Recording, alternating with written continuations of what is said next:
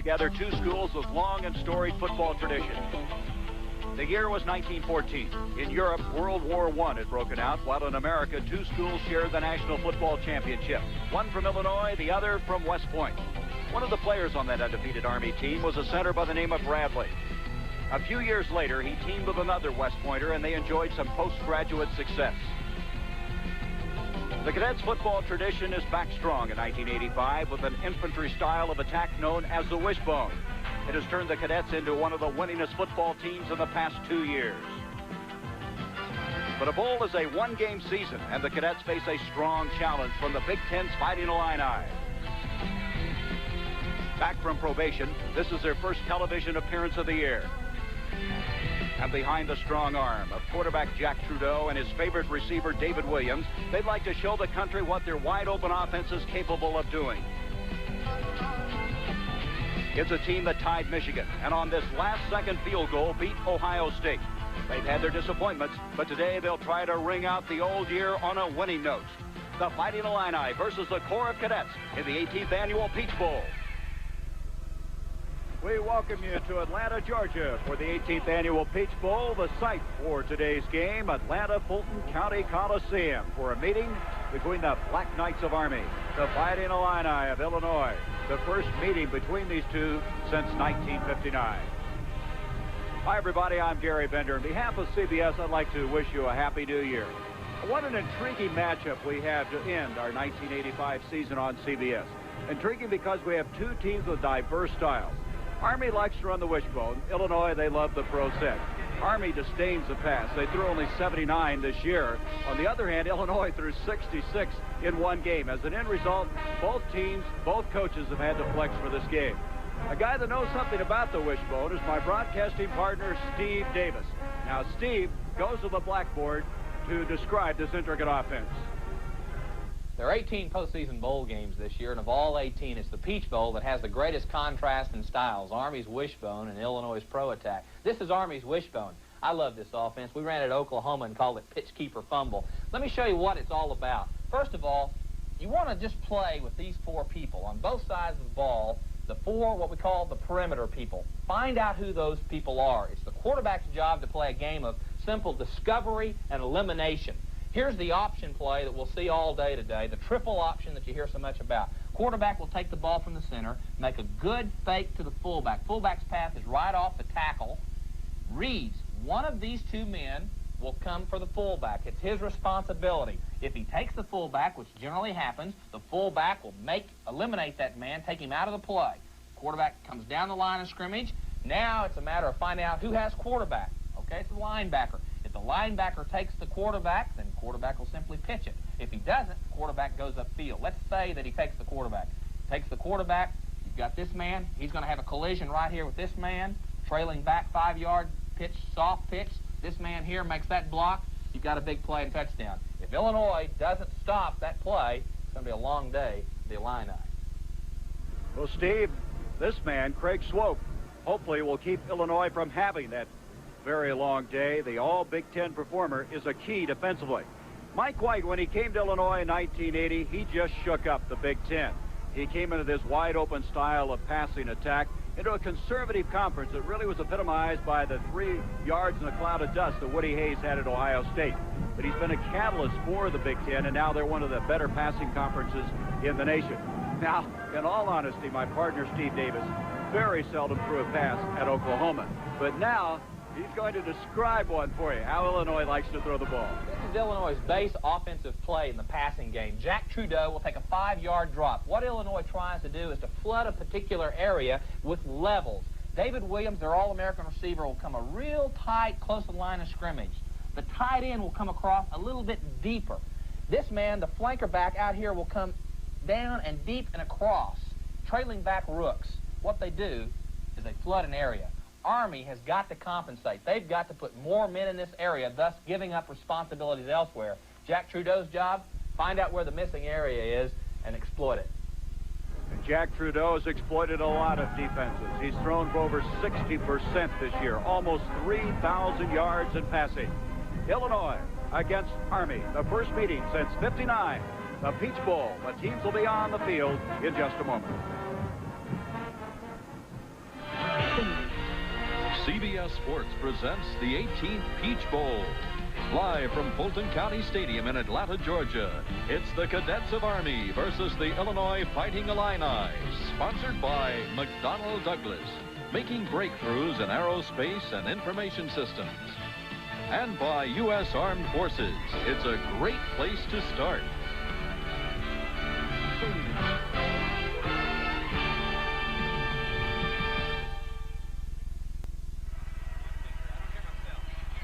We're live, Atlanta, Georgia, the 18th annual Peach Bowl. And as you can see, it is wet, it is damp. It's been raining, and here come the Cadets of Army.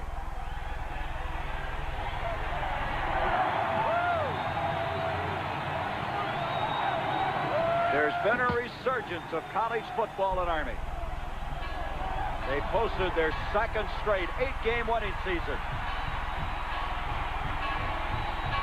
And they're in their second bowl game in as many years. And here come the Fighting Illini of Illinois.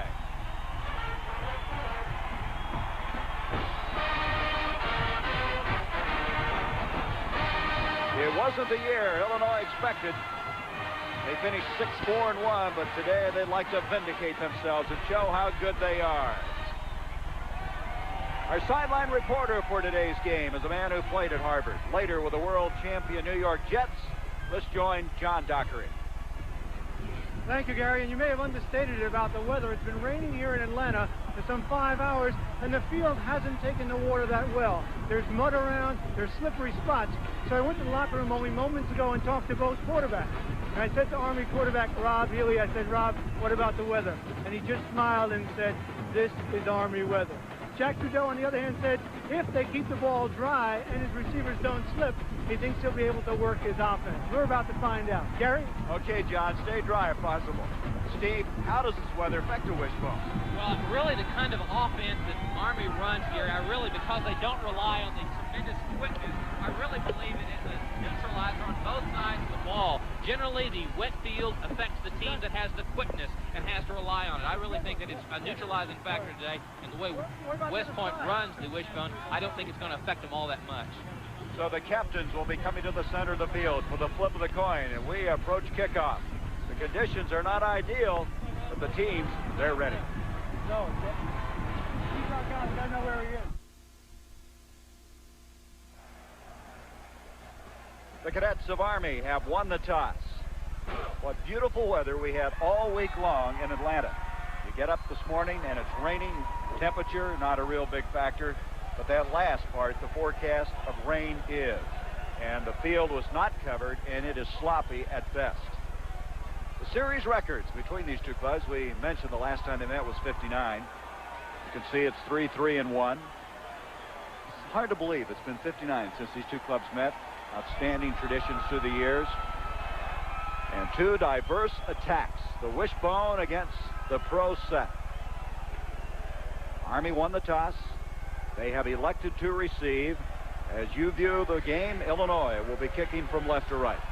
Clarence Jones and William Lampley, two outstanding kickoff return men, return the kick from the son of the coach, Chris White, who's just been an outstanding performer, an all-time, three-time, I should say, Big Ten performer. You can see he's having a tough time finding a good place to tee the ball up. Well, both teams are accustomed to playing on artificial turf at their own home fields. Army and Illinois both play on artificial surfaces, so it's going to be an experience for both of them. And the field really, as John Dockery has said, is in terrible condition right now. Illinois did not play on natural grass all year. Army did play on it 3 times, but not as severely tested condition-wise as it is today. The kickoff will come to Lampley. He fumbles it, and we may see a lot of that today. He goes out of bounds at the 15-yard line.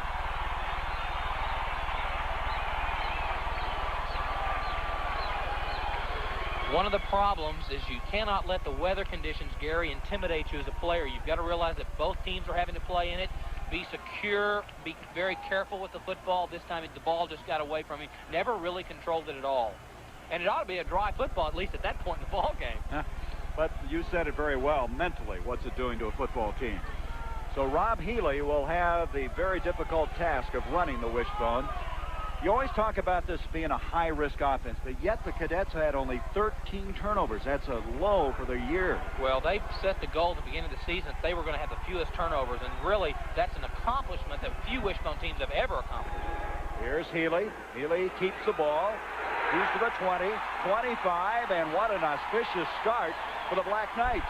That's a first down out to the 30.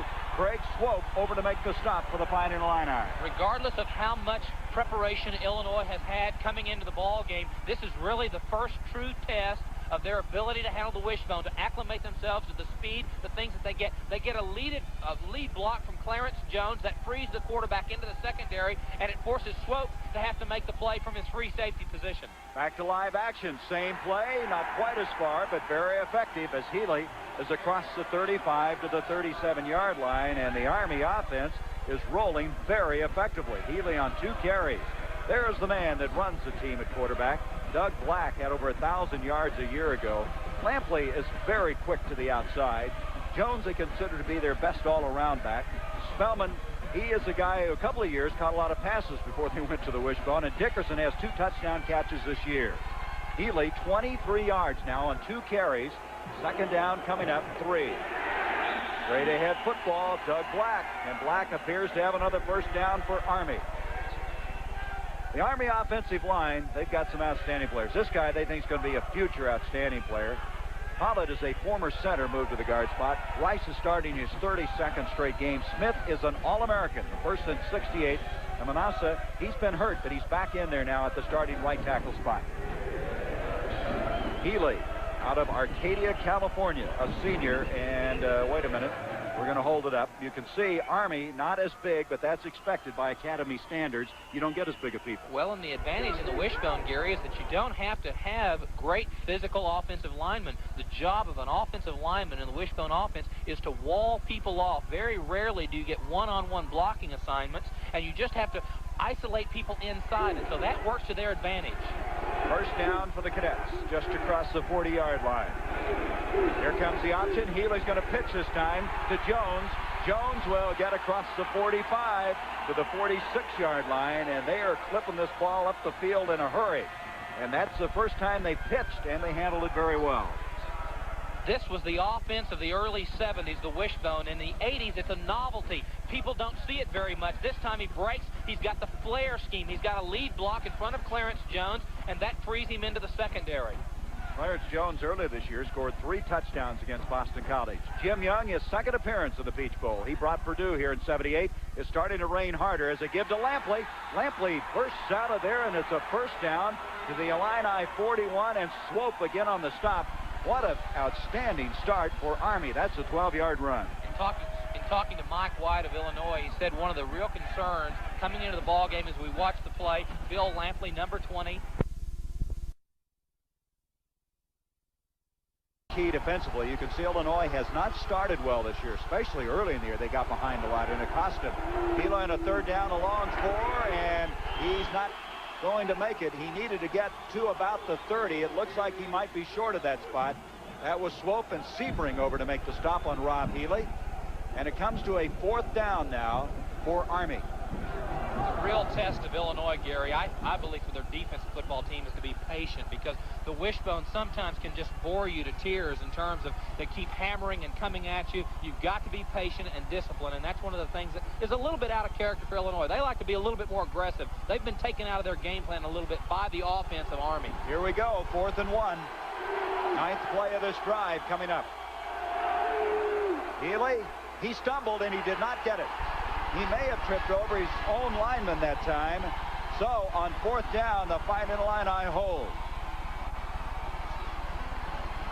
I couldn't see. It may be Scott Davis. Let's see who makes the play in there that trips him up a little. No, it's over his own man. Doug Black, the fullback, got stuffed in there by Scott Davis, number 90, the left end, forces him off his path, and gave the big play to turn it over to Illinois. So after moving it from the 15, the drive stalls at the 32, and Jack Trudeau and company has the football. 2 yards, and on 4th and 1, they could not get it. Illinois, let's see how they can throw on this very poor day weather-wise. They're going to start it out with Ray Wilson running the ball, and Wilson across the 35 to the 37-yard line. Kleinhampel making the stop for Army. Let's check offensively now. The people for the Fighting Illini. Trudeau, we talked about how outstanding he's been. Rooks, he's the all-time leading rusher at Illinois. Wilson really complements Rooks very well. Pierce has been a big surprise, a junior college transfer. Williams, well, only 85 catches this year after 101 last year. And Boso, he was all Big Ten a year ago. Second down. Let's make it almost 7 yards to go for the first down. Here's a handoff to Rooks, and Rooks is stopped. He goes nowhere. Hit very well by Kleinhampel. Now remember, Kleinhampel, number 87, weighs only 204 pounds, and they don't think he can put on a lot of pass pressure, but he did a good job on the run there. The line comparison will show you how much more size Illinois has up front. And you might be having an inflated figure there for Army. I'm not sure that's even right. Well, they're a little bit leaner in late December, I promise you that, than they were in August. Well, they list Kleinhampel as 214, and he's 204, so there's 10 pounds right there. Trudeau back on 3rd down and 7. Over the middle, it's complete. Boso, the tight end, and that will be a first down for Illinois. One of the things, Gary, that Illinois loves to do is to flare, flood, if they're pro attack, to flood a particular area of the field. This time, Boso, number 82, the tight end, you see two receivers in the same area. You saw David Williams a little bit deeper than Boso, the tight end. They love to do that, force you into a situation to give up areas of the field, and Trudeau tries to exploit the open area. Got to get him a little confidence to complete that first one. Trudeau now on the roll, on the first down, throws up the field. It's Boso again. And Boso will go out of bounds close to the midfield stripe. Let's look at the offensive line of Illinois. There's been some shakeup this year due to the fact that they got off to a bad start. Ward's a backside tackle. Keogh, they think, may be their best lineman up there. Scully is only a sophomore. Juriga's a 3-time All-Big Ten pick. And Dennis has been very solid at that pride tackle spot. But after they got off to a shaky start, they made a lot of moves in that offensive line. Well, I really feel like Illinois has searched for its identity a little bit this year in 1985, and I think finally they're getting into a pattern in terms of the way they run their offense. I think Mike White's more pleased with what they're doing now in their philosophy. 2nd down and 8. Trudeau, straight ahead handoff to Wilson out of Anderson, Indiana. And you can see Army, they're tough to root out of there. Long gray lines, a little pushing and shoving, and see how small Buckner is, 22. He only weighs 172 pounds, but he's up there fighting amongst the big ones. And it's going to bring up a 3rd down, and still, well, it's going to be 5 yards to go. 3rd down, 5. There he is. Buckner out of Fayetteville, Arkansas, is 5'9", 172. But they tell me he is as tough as anybody in the team. He had a great game against Navy. 3rd down, 5 for the Illini. No score. We're in the first quarter of play. Trudeau with a lot of time, and it's broken up, intended and intercepted.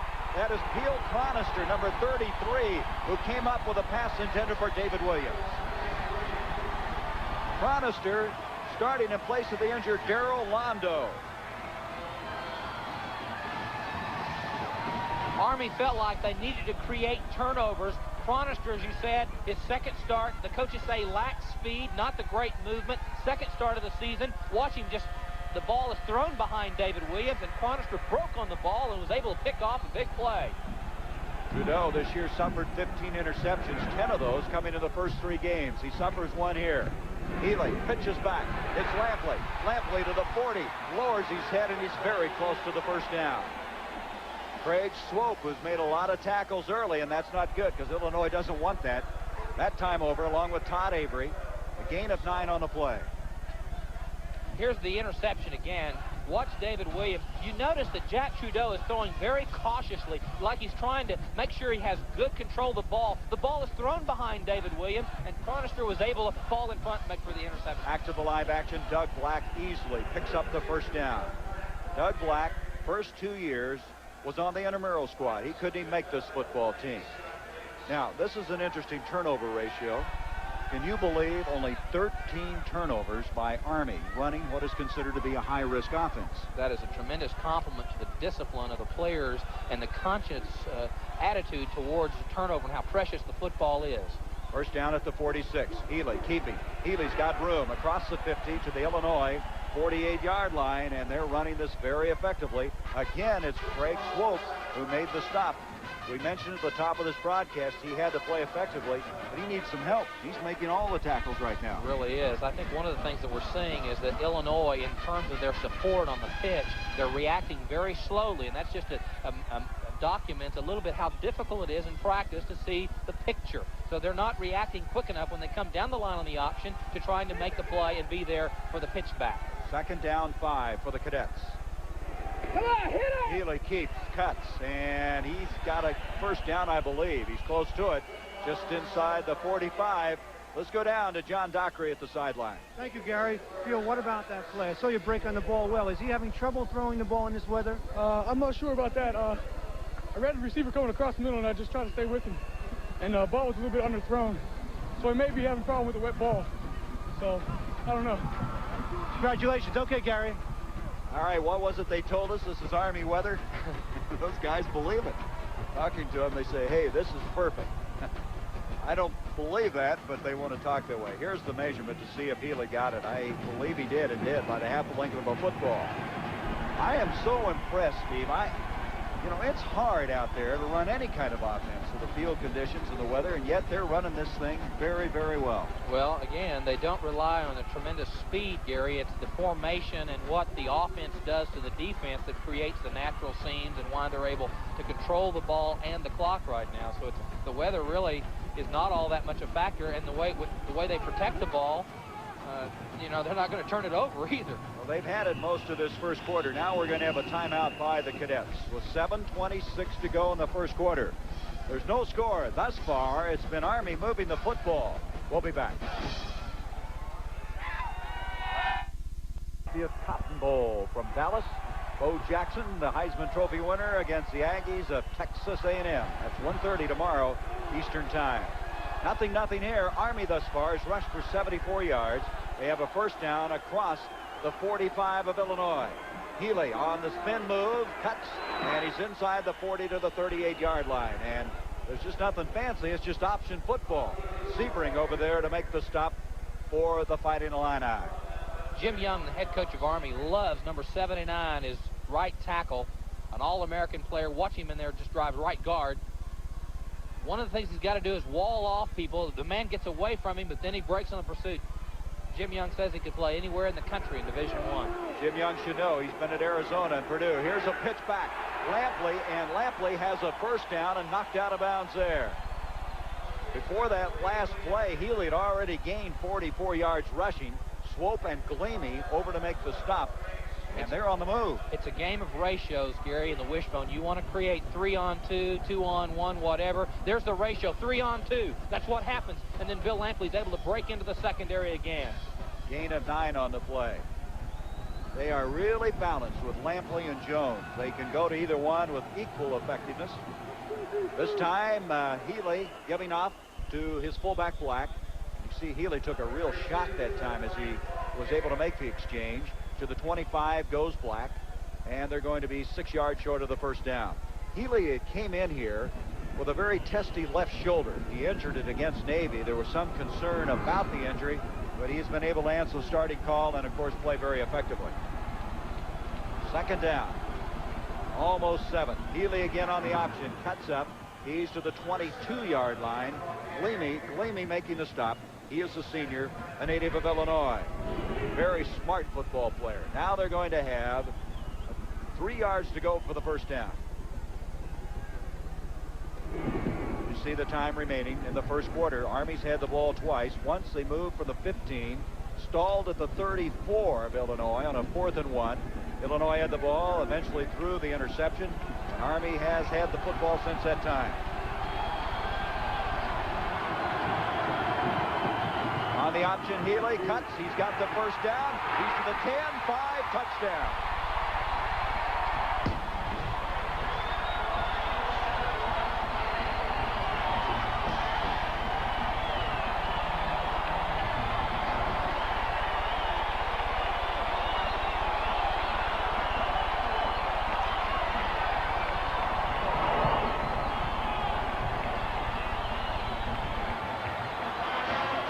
Rob Healy, his 7th touchdown rushing this year. averaging over 5 yards a carry for the year, and the Black Knights lead it 6-0.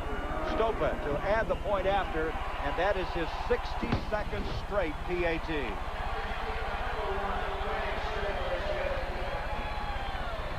Excellent option execution by Rob Healy, the quarterback. Watch the great block by Clarence Jones that puts him in the end zone. See the block? He jumps inside. They overreact. No one is there. The linebackers go by. Galimi was by him. He just cut inside on the cutback for the touchdown. A 65-yard drive. 9 plays, all on the ground. It took 3 minutes and 35 seconds, and this guy took it in. You start running east and west too much, concentrating on the outside play. Watch him right there. Swope, number 12, the free safety. He runs by. He's worried too much about the outside play. Healy's able to break inside for the touchdown. You know what impressed me on that play? Did you see number 79, Doug Smith, the big 270-some pounder, Don Smith, I should say, out looking for somebody to knock down. And that's the kind of effort you'll expect all afternoon long. Stopa to kickoff. Back deep is Jones and Wilson. Going to be picked up by Ray Wilson. Wilson across the 15, and he'll get to about the 20, and that's all. Very mean ball to handle in this kind of weather. Let's go down now to John Dockery again. Thank you, Gary. Rob Healy, you told me before the game this was Army weather. No problem moving the ball? So far, so good. As long as it doesn't get too slippery out there, we'll be all right. You know, so far, going good. And you had that dislocated shoulder only 3 weeks ago. No problem? I'll try to stay low and don't flail around, and it'll be all right, I hope. Thanks. All right, Gary. Doesn't get too slippery. Looks a little slippery down there now to me, but he did a good job on that last drive. Here's Trudeau back to throw, and he's on target this time. His completion goes to Anthony Williams, the backup tight end. He caught it just short of the 30. Let's go back now, another look at the touchdown. Watch Healy. One of the things, he's got to find out who has quarterback responsibility. They're blocking the quarterback's man, so he knows he's going to get a good chance to run the football. The block was by Clarence Jones. He takes the quarterback's man responsibility out of the play, and the quarterback was the predetermined run for the quarterback. Gain of 8 on that last play. 2nd and 2. A little delayed handoff to Rooks, and back in the backfield to make the stop was Jim Brock, the nose guard. Now, he has 11 tackles for loss coming into this game. A junior out of Chattanooga, Tennessee, and the Mule will be proud of that play. One of the things that Illinois wants to do is to have an off-balance attack where you're thinking they're going to throw, run the ball. When you think they're going to run, throw, you know, just the opposite. At that time, the draw play just didn't work. It didn't react. Total offense thus far, and I don't need to tell you where Army's gotten their offense, not in the air. And the other thing is that to control the clock is as important as anything else, keeping Jack Trudeau off the field. 4:40 to go in the first quarter. Trudeau pumps, throws. He's got a completion to David Williams. Williams has a first down across the 45 to the 46-yard line. And Matt Buckner was over there to knock him out of bounds. A 20-yard pickup. David Williams, who grew up in California, probably is affected as much as anybody by this weather. As he rolled out, I don't know if enough years in Illinois could prepare you for this kind of game condition. I guess not. The number 2 receiver in all time in college football is David Williams from Illinois. An outstanding talent, 6'3". I think his size and combination of size, speed, and his ability to find the open area makes him so special as a receiver. They say they were just kind of disappointed. He only caught 85 passes this year. Trudeau, lots of time. Hit as he releases the ball, and a fine catch is made that time by Boso. There's a penalty flag thrown at the point of impact as Boso goes down at the Army 47. He's shaken up a little bit. Boso out of Indianapolis, 35 catches this year. Last year he had 44. Going to have a personal foul against Army. Boso's 6'5". He weighs 230 pounds. Been hurt a lot this year, nagging injuries that curtailed some of his statistics of a year ago. That's a dead ball, personal foul, defense, first down. See if we can pick it up. Excellent play by Jack Trudeau to hold on to the ball at the last moment, look for his open receivers tied in. Good coverage by the linebacker Biggins, number 52, but Cap Boso was able to use his 6'4" to jump. Let's see the late hit. Yeah, this is 14 Thompson, the cornerback who got there late. So the first down now at the Army 32. Flag on the play. Trudeau rolling. David Williams made a fine catch. Nope, they're ruling he was out of bounds. That was a very fine catch, but there was a penalty flag just as that play was getting underway. And you can see the reaction by Jim Juriga. It's against Illinois. Explanation now will be coming to Larry Biggins, 52, one of the linebackers. Illegal procedure, I believe, against Illinois. There's Gutierrez, number 98, their defensive captain, following the official. The officials today, they are from the Southeastern Conference, and the referee is Jimmy Harper. On offense, had 6 men on the line of scrimmage. This year, Illinois has had a lot of penalties. Look at this, 73 for 618. So that 5-yarder makes it 1st and 15.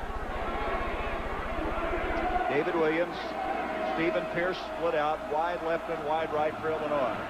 7-0, Army with the lead, and flags everywhere. What's this all about? They still had 7 seconds on the clock to get the snap off. Stepping off 5. Jimmy Harper will explain this one. Dead ball, false start, offense. Boy, that's 2 in a row now, and they have backed up 10 yards. In the offensive team meeting yesterday with Mike White, he was talking about the 3 keys that he felt like the game had to have. And one of the things was the starting count. Let's all get off together in terms of that when we are calling our signals. And that time, someone jumped prematurely. Trudeau is 5 of 6 thus far in passing. Here comes Thomas Rooks. Rooks across the 40 to the 42. Rooks is just a superb football player. Very unselfish player. Last year gained 1,056 yards. This year down to 718. But what amazes me, he caught 55 passes to go along with that rushing. Well, he is such a talent here, and I think all the professional scouts look at him because he is in a pro system. He has all the ability and all the talent to be an ideal classy pro back because of his ability to catch the ball as well as be a tough physical runner. He got 5 of those yards back, so it's going to be 2nd and 15. Receivers wide left and wide right again. Trudeau back, pressure is put on by Biggins. He throws it up for grabs and out of bounds. Larry Biggins was draped around the waist of Trudeau, and that looked like it could be some problems for him. He just couldn't get anything on the ball, but fortunately got it out of bounds. You remember in the defensive meeting with the Army coaches, they really felt like that they could not, a 4-man rush wouldn't work, so they just felt like that just go with a 3-man rush and blitz on occasion. Army likes to blitz, but you've got to be right in Jack Trudeau's face to be effective, and that was what they tried to do, and he forced Trudeau to throw a bad ball out of bounds. Now we have another illegal procedure against Illinois. They're going to decline this one, though, and it'll be 3rd and 15. Jim Young said something about that, Steve. It's interesting. He says, I don't know if we can rush him, but we have to be conscious of coming back to the football, getting back into those short zones. That's right, because they love to attack the short areas right behind the linebackers, right in front of the linebackers, behind the rush of the defensive line. This time, 3 wideouts, 1 single running back. Back to throw, Trudeau. Wide open is Pierce. Pierce knocked out of bounds. He'll be considerably short of the first down. It'll be 7 yards short, and we're going to have a field goal attempt coming up. Bill Sanders knocked him out of bounds, and Chris White, Mike White's son, will come in and attempt this field goal. He's been superb. He's the all-time Big Ten field goal leader. Holds most of Illinois' kicking records. And this is going to be a 45-yard attempt. He'll be kicking from the left hash. White this year, 14 of 20. Getting to a hole.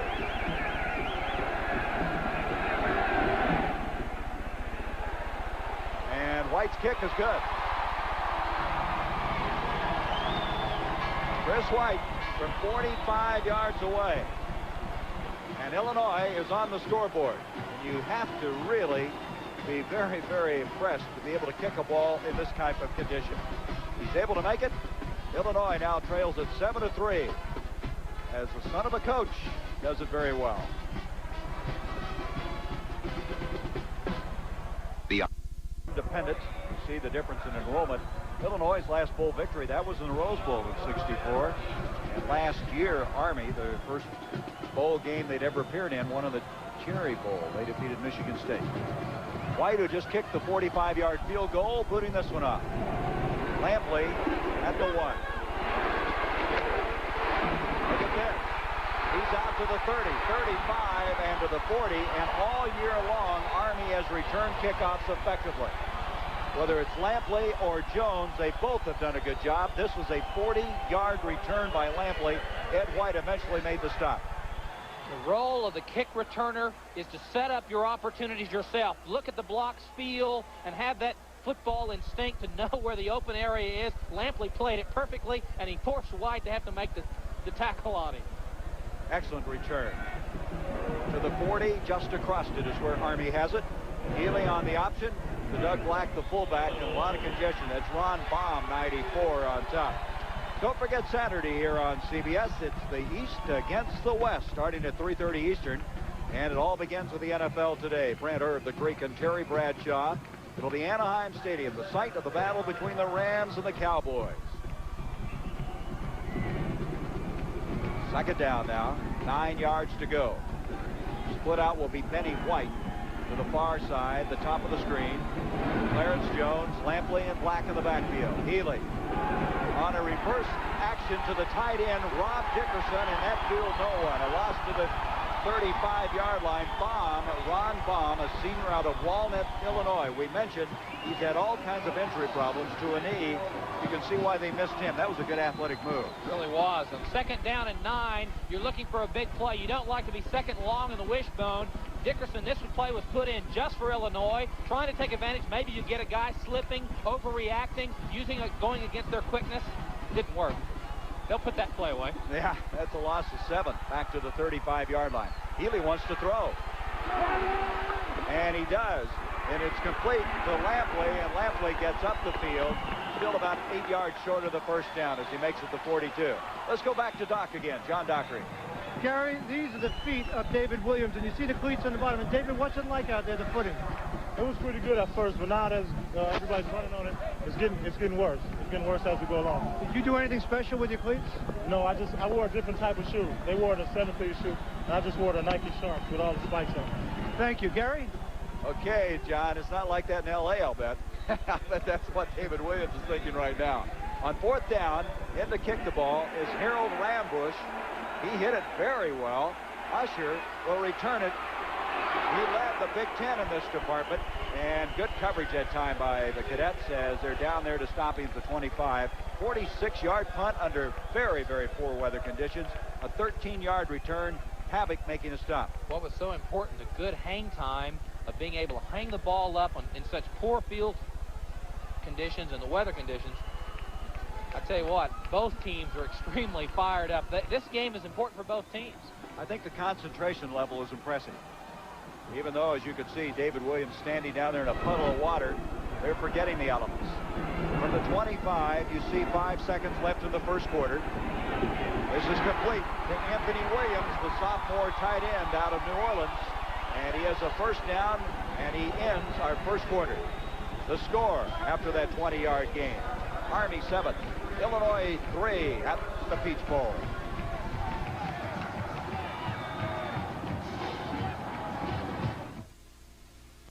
Illinois quarterback Jack Trudeau, what his New Year's resolution was. Here it is. I guess mostly just wish my family a good, happy New Year, and I'm such a good boy, I guess I don't have anything else besides that. All right. Well, he's played very well in this first quarter thus far, even though his team is trailing 7-3. Thomas Rooks, the single running back behind him. So they have a first down at their own 45. Trudeau, pressure for the backside. He's got to go down. Good pressure coming that time. Lloyd Walker, Kleinhampel was there. And again, I'm impressed how much pressure they're putting on Trudeau. As we look at the statistics in this first half, you're going to see that Army on the ground has dominated. Well, they really have. And again, 9 minutes to the 6 minutes of Illinois is an important stat. Keep Jack Trudeau off the field. That was the philosophy and the attitude. The 125 total yards, that'll be consistent, I think, pretty much for the ball game, because it looks like Illinois will have trouble stopping the wishbone. 2nd and 13. You notice again, no turnovers in that first quarter by Army. Here's Trudeau throwing to Pierce. Pierce being chased. Sanders hitting first. Chronister over there to finish up. But a big gain, and it looks like, and it's going to be very close to a first down. Let's see if they have to measure. He got to about the 45 of Army. when you have David Williams, number 1, driving deep, so many times Stephen Pierce, number 7, is overlooked. He is becoming more of a favorite target of Jack Trudeau's because he's open. People are so concerned about Williams, they have to start worrying and concentrating on Pierce. 13-yard pickup. It was a first down, just inside the 45. Here comes Pierce. He had 49 catches. He was redshirted last year due to an injury. So Trudeau is on target once again. Here comes Rooks, and he is jammed up. That might be an understatement. Good reaction that time by the long gray line. Larry Biggins also getting up. Jim Brock, number 94. Biggins very physically tough for this team, and Air Force, who earlier this year defeated Army, tied with the Longhorns in the first quarter. They moved that game to Rice Stadium this year. That's right. Playing outside. From the 45 now, second down, they may have lost about a half yard. The University of Texas is the university that gave us all this wishbone madness. And you feel like this wishbone Texas runs, or Army runs, is like Texas used to run. Here's Trudeau wanting to throw, and Williams high into the air, could not hang on. On a normal day, that would have been in his hip pocket. Just couldn't quite hang on. Cronister defending on the play. I get the feeling David Williams isn't all that comfortable with what he's playing under today. Well, you can imagine. I don't think anyone, as you look at Trudeau's helmet, it's not a pleasant experience. You know, a lot of people think, oh, that'd be fun to play in those kind of conditions, get your suit real dirty. No, it's not. It's a horrible experience. The ball's wet. It's heavy for Trudeau to throw. It's very wet regardless for Williams or Pierce to try to catch and secure the ball. Normal catches that are easy catches become more difficult. Third down. Still 10 yards to go. They have 3 wideouts on this play. Trudeau, and he goes to Pierce, and Pierce has a first down inside the 30-yard line. Stephen Pierce, Cronister again making the tackle for the Black Knights. Pierce has gained more confidence and has really developed as a receiver this year, his junior year at Illinois. Watching, there's Williams underneath. He's the first receiver. Now they come behind for Pierce. Again, Illinois flooding a particular area of the field at different levels. Pierce was the underneath man. Trudeau found him. The completion sets it up inside the 30, make it the 26-yard line. A 19-yard completion that time by Trudeau. Pressure coming. And the catch is made by Williams after he bobbled it momentarily, and he has another first down. This one inside the 15-yard line. Cronister, Thompson combined on the tackle.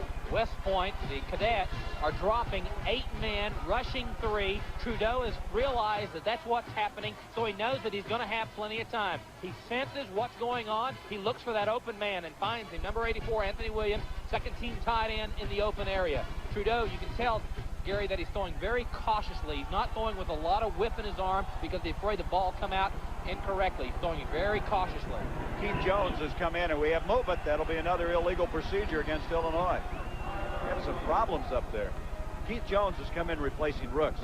Williams, who made that last catch, was one of the prize recruits that they've had at Illinois. He was one of the most sought-after players out of New Orleans, and he'll be their tight end after Boso completes his eligibility here today. In talking to the offensive coaches, they were saying that Anthony Williams, what he gives Illinois are yaks. You know what yaks are?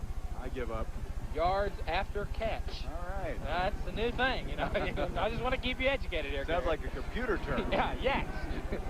First down now, 15 after the penalty. Brooks is back in along with Ray Wilson. 2-back alignment. Trudeau took a lot of time, and he's on target again to Ray Wilson. Those little short patterns again. They get back to about the original line of scrimmage. Dave Shire, number 90, made the stop. Now let's look at this graphic. Inside the opponent's 20-yard line, they scored on 37 of 43.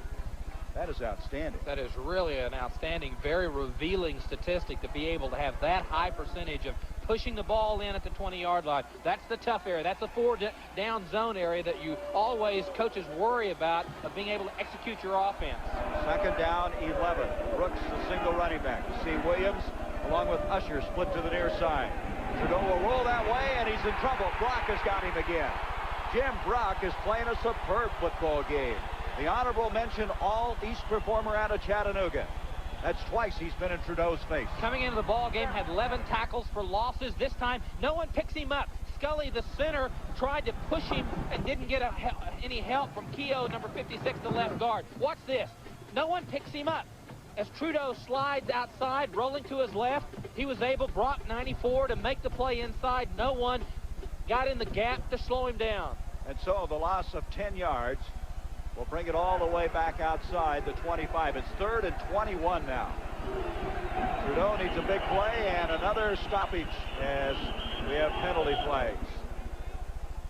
They've really had a tough time getting their mechanics together at the snap. Let's see, we have a timeout. Army had called a timeout. So we'll take a break. We have 10:51 to go until halftime. The Cadets of Army trying to win their second bowl game in as many appearances, lead it 7-3.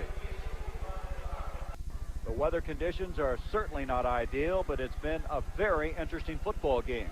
We have 10 minutes, 51 seconds left to go in this first half. Army leads at 7-3. Illinois now has a 3rd down and 21 yards to go. The 10th play of a drive that began at their own 26. Trudeau back. And he's got his man Wilson inside the 5. That'll be a 1st and goal for the Illini. This is what Illinois loves to do. Again, flooding a particular area. Watch Wilson. He goes to his right and back across the middle, behind the linebackers, in front of the safety. Williams has driven everyone to the depth of the 3rd of the zone area, and he's all by himself. No one reacting quick enough to Wilson maybe as he made the catch. Pavlik made the stop, and they are looking him over now. He's slow getting up. There he is, Doug Pavlik, senior out of Rosemont, Minnesota. Their big play man, an all-East performer, and this year had 7 interceptions for Army, so they can't lose him. 23-yard completion. They needed 21, and they got an additional 2.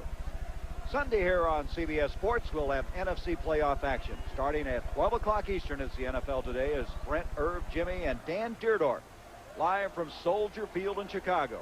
And there's the story of the no more second city. Then the New York Giants take on the 15-1 Bears. It all starts with the NFL Today at 12 o'clock. Boy, that will be a hitting football game, the Giants and Bears. Heath Jones now comes in. Ray Wilson joins him in the backfield. 1st and goal. Wilson trying to go over the top, and not much of a result.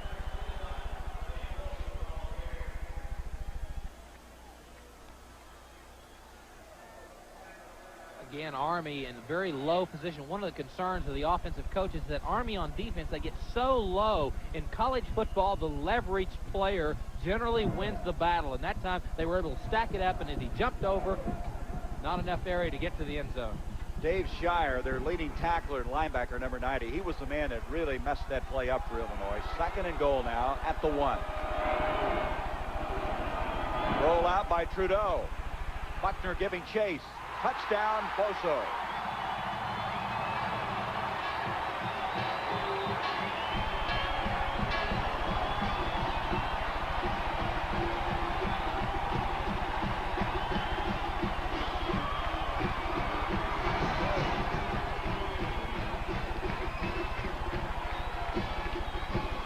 Cap Boso, his 5th touchdown catch of the year. And for the first time now, Illinois has the lead. Get the feeling Trudeau is just kind of really getting into this game, steadying himself after that early interception. 7 of 8 on this last drive, which would certainly support that statement. As White now, point after attempt. And while his opponent, his counterpart, Stope, has 61 straight, Chris White done a pretty good job himself. That's his 53rd straight PAT. They've been deadly in that department. First of all, what helps to make the play a good play is the fake inside by Rooks, and then the ability of Trudeau to roll out. Now, if you're a defensive back, you've got to be conscious of all the time of where that man is. The defensive back lost where Bozo, number 82, the tight end, was. Again, Trudeau, the pressure. The defensive back loses where the tight end is. Gutierrez got over there trying to come up, but he was there too late. Boso. And Illinois now has a 10-7 lead, 9:48 to go in the first half. 7, a very impressive drive. In that drive, Trudeau hit 7 of 8 passes and capped it with a 1-yard toss to Bozo. He's 13 of 16 for the game, 147 yards. Kickoff will go to Lampley. And this time, not quite the result as earlier. Dropped short of the 20. Let's go back to John Dockery. Thank you, Gary. Jack Trudeau, I sensed earlier a little bit tentative, maybe cautious. Yeah, a little bit. The first interception is the first wet, you know, when I had to throw hard, and I threw it a little soft. It was behind him. And we're normally a slow starting team, and now I think we got it going pretty good. You certainly do. We are watching right at this moment your replay of the touchdown. Could you describe it for us, please? Well, basically, it's just a little boot play where we fake in line, and then I come out rolling. And Dave was actually the one that I was considering hitting, and Cap came back and took it away from him. They were both open, so I'll take him any way I can get him. Okay, Gary. Thank you, John. And as we come back, Healy on the keeper. Pounds across the 25 to the 27-yard line. Ed White, who's returned home to play in this football game. Their strong safety, grew up in the suburb of Decatur, Georgia, made the stop on Healy.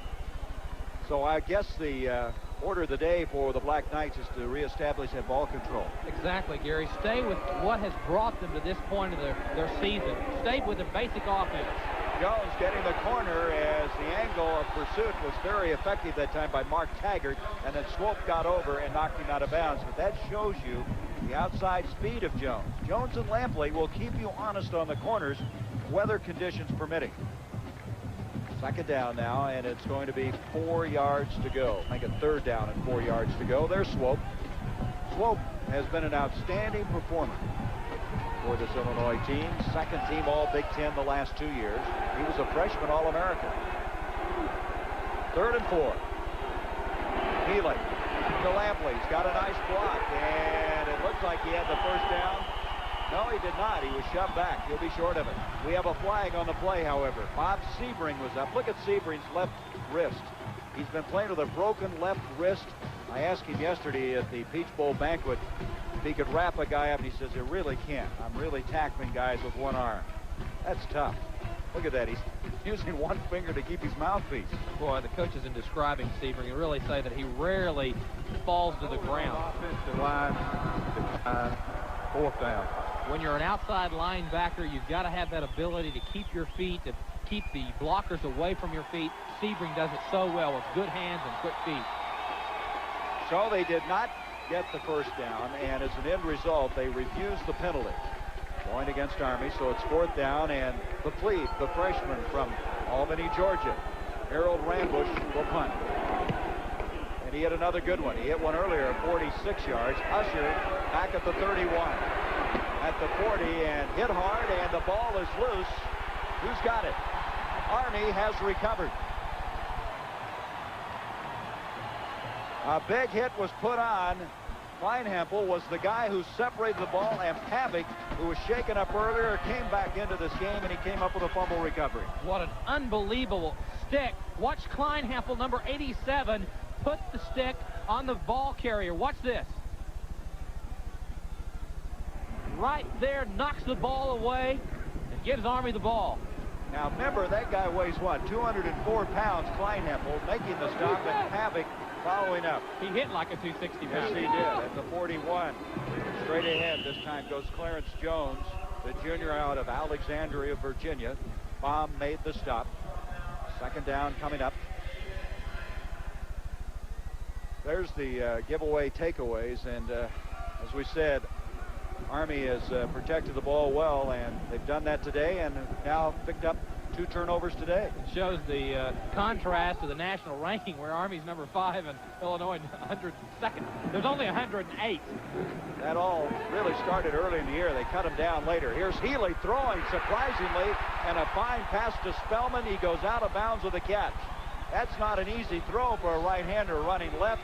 On target, an 11-yard strike. This is what the Wishbone loves to do, is lull you to sleep thinking option play all day, and then all of a sudden test you in the secondary with the throw. Excellent throw by Healy. Good strike to Spellman, number 4, his split end. Those backs have to concentrate, Gary, on being able to pursue, to react to the run, and all of a sudden now they've got to go play pass defense. It's tough. Did you ever throw a ball like that at Oklahoma? Not quite that efficiently. Just check it. From the 22 after the 11-yard completion. Now, you can see 79 passes all year. That's amazing. Here comes Jones. Jones inside the 20 to the 19-yard line. Army on the move after losing the lead for the first time. 7:45 left in this first half of play. Army scored first, took a 7-0 lead. A field goal by Chris White, and then the 1-yard touchdown pass, giving the Illini the lead. I've got friends that played at the University of Nebraska that are now in coaching, and I've always kidded me about the fact how they hated to play the wishbone because of how embarrassing it was to have to concentrate on both the run and the pass, even though I was a lousy passer. 2nd and 6, straight ahead Lampley. Inside the 15, let's see, very close to the first down. And they are getting some movement on the front of that offensive line to get that kind of yardage up the middle. Let's look at it. Again, the offensive line, you just wall off the people on the inside so you can isolate and run the option play. This time it's a counter play and just driving straight ahead. So many times linebackers are concentrating outside and they forget about the inside game. 3rd down, a yard. You see that block by Jones on that last play for Lampley. You got a block to play in this team, and straight ahead handoff to Lampley, fighting for the first down. But no one can play in the wishbone, halfback, fullback, quarterback, if you don't throw blocks. And you saw Jones help out Lampley a while ago. It is a first down. It'll be first down at about the 12-yard line area. Starting to rain a little heavier now as we come into the last 6.5 minutes of this first half. Spellman will come split to the near side. First down for the Black Knights. Healy's going to keep this one inside the 10 to about the 9. And Taggart is over there along with Swope to make the stop. Number 19, Jay Lynch, as well. Because of the alignment of Illinois, they're covering with the guards of Army with 2 tackles, with Tifa Tiller and Baum, number 94. Those guys are being blocked inside, so the quarterback, like Healy, he's able to really operate on the corner or the perimeter. Hollett, Rice, and Smith are doing an excellent job on Tifa Tiller and Baum, those 2 tackles inside. As long as they're isolated and out of the pursuing lanes, Army's going to have an effective running day. 2nd down now, 7. Healy pitches short side, ball fumble, but it's out of bounds of the Army's football. They may have gained a yard. Mark Kelly came up there, very tough. He's a walk-on cornerback out of St. Rita's High School in Chicago, and put a real hit on Lampley.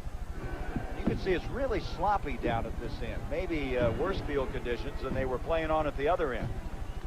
So it's going to be 3rd down and still almost 7 yards to go. Benny White comes in. They will shuttle their plays through the split end position. You know what? The way this field is getting beat up, they'll be lucky to have it ready in time for the Atlanta Braves baseball season. Oh. 3rd down, 7 at the 9.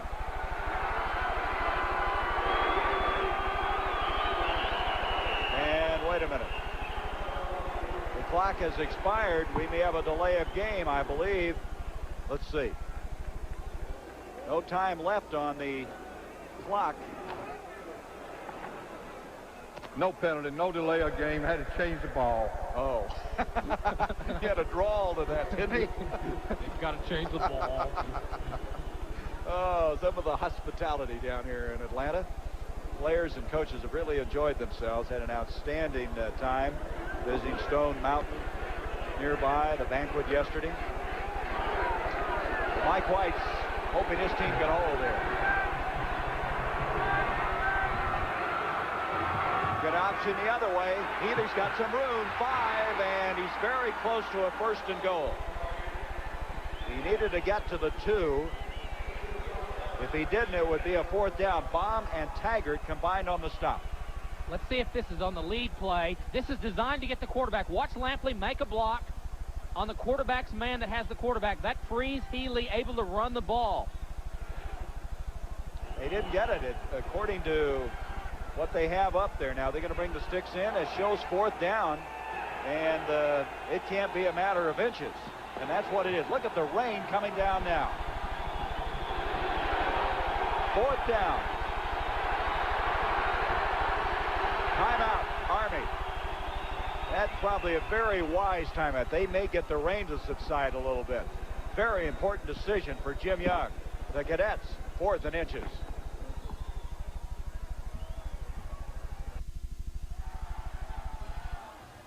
4 minutes, 58 seconds left. Army has used their final timeout. They have a 4th and inches to get a 1st and goal. They're just outside the 2-yard line.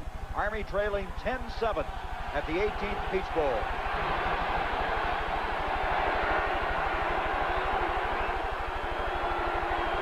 Illinois moving.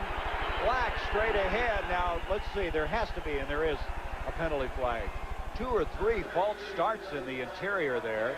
Black looked like he got enough for the 1st down. But let's see who was guilty of what. Jim Young wants to know the same thing. They're saying it's against Illinois. Offside against the Illini. So many times in a 4th down and short yardage situation, you extend the count. Army feels like that they are more disciplined. That's their style of life, the way they live. And they just set up there. You know, I guess they'd shoot the guy that jumped offside in that situation. Illegal contact and neutral. No, they shoot mules. Oh, okay. Anyway. I mean, or maybe they, you know, I don't know. Let's get this straight, all right? All right, 1st and goal at the 1. Healy straight ahead and off the Black. Touchdown.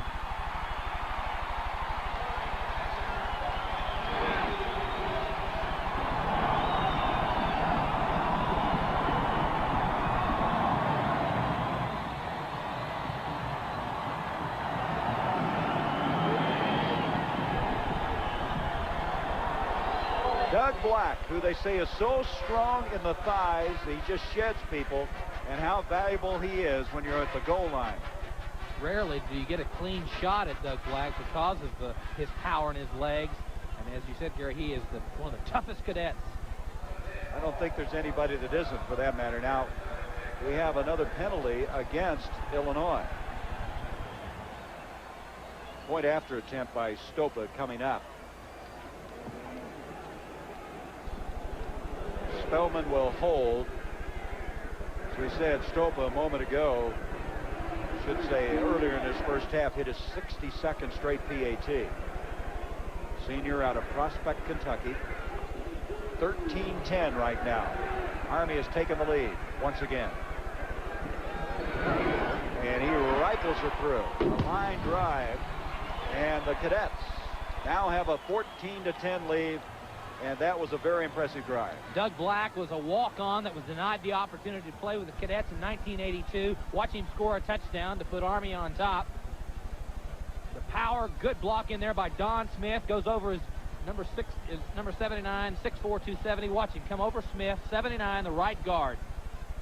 Make a little seam, a little crease, go over the top, keep the ball, and score. Nobody was fooled because in your scouting reports they knew Smith was the guy they'd go behind. That's a given, but you can't do anything about it. And so Doug Black and Army now has a 14-10 lead. That 42-yard drive after the fumble punt by Darrell Lusher. And it continues to rain. Tomorrow we'll continue football and we'll begin the 1986 season here on CBS. The classic from the Cotton Bowl, the 50th. Auburn against Texas A&M. Mark it down now. 1:30 Eastern tomorrow. Hope the weather's a little bit better. I must admit, though, it gives some type of mystique about this game as it wears on, the conditions. I expect the players don't appreciate that, but as a fan or if you're watching at home on television, there's something intriguing about this game.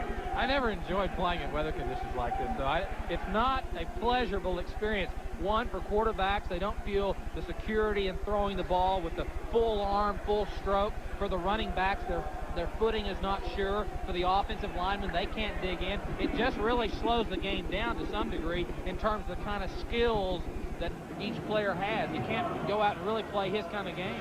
And yet, there's been some pretty good efficiency offensively on both sides. Here's Stopa kicking off. After the penalty is assessed after the kickoff, so it was a chip shot, and to one knee goes Ray Wilson. So at the 20, that's where Illinois will have it, and again, the turnovers have really given Illinois trouble. Early result was an interception. Trudeau threw, you might recall that. Chronister picked up, they went in to score, and then they came back after the last fumble recovery and scored, and there's the takeaways. You can see when you're 8-3 is you protect your own ball very well and take the other guys away every chance you get. Well, that's the way Army loves to play the game, and I tell you, they're very proficient at it. That's part of their plan of coming in, that they felt like they create turnovers, take advantage of them. 4:52 to go in the first half. Trudeau, and a little flat pass to Rooks. And Rooks, who had 55 catches this year, goes for 9 to the 29. Let's go down to Dockery. All right, Doug Black, it's a long way from being a walk-on and being cut as a plebe. Yeah, this is great. I don't think I could ever imagine this 2 years ago playing intramurals, but this is all I can expect out of football. Do you think the weather favors you? I mean, the discipline and the whole mindset of the cadets? I think so, because, you know, our game's a running game, and I think the mud doesn't bother us that much. The traction's not that bad, but it's slippery out there, and I think that takes away from their passing game. Certainly didn't bother you on that touchdown. Gary? Well, John, you could dig foxholes a lot better today. The ground wouldn't be very hard, right? Is that what they mean by being Army weather? I don't know. This penalty now against Illinois, you can see coming off as Kehoe, going to be clipping against Illinois. Kehoe coming off, he's a very fine offensive guard. The junior out of Oakland, Illinois, so they'll have to replace him. Mike McGann has come in to replace him at guard. So the penalty now moves them all the way back inside the 15-yard line. They got to go to the 30 for a first down. Trudeau with time. And he slips and slides his way out across the 15-yard line. Tom Malloy, 44, over there to make the stop. That had to be good coverage in the secondary for as much time as he had. Again, they're dropping 8 men, 3-man rush against Jack Trudeau. You can tell how tentative Jack is in terms of his throwing motion. He really is not able to really air it out and throw it hard, because regardless of how many footballs are in rotation for Illinois and trying to keep them dry, he's just not able to throw the ball, because he's afraid if he really whips that arm that the ball will come out of his hand, throw a bad ball. So you're very tentative as a quarterback. You know, Illinois has rushed 10 times and they have a net of 0. Marty Aronoff, our statistician today, that's overthrown and almost caught anyway. Ray Wilson would have made a remarkable catch had he hung on there to the 37th. So Trudeau that time a little too long, and it'll bring up still 3rd down and 14 yards to go. An update from Rice Stadium in Houston. Air Force leading Texas. Air Force and Army, Colorado. Who else is running the wishbone effectively this year? That's all made it to bowl games this year. Did you say Oklahoma? Well, wait, that's a give me. I mean, I thought you'd jump in there. You didn't even mention your alma mater. 3rd and 14. That's intercepted. And it's again Chronister, his 2nd interception of the game. Here's the intended receiver, and that is a very costly turnover. At 3:29, the Cadets have a chance now to add to their advantage.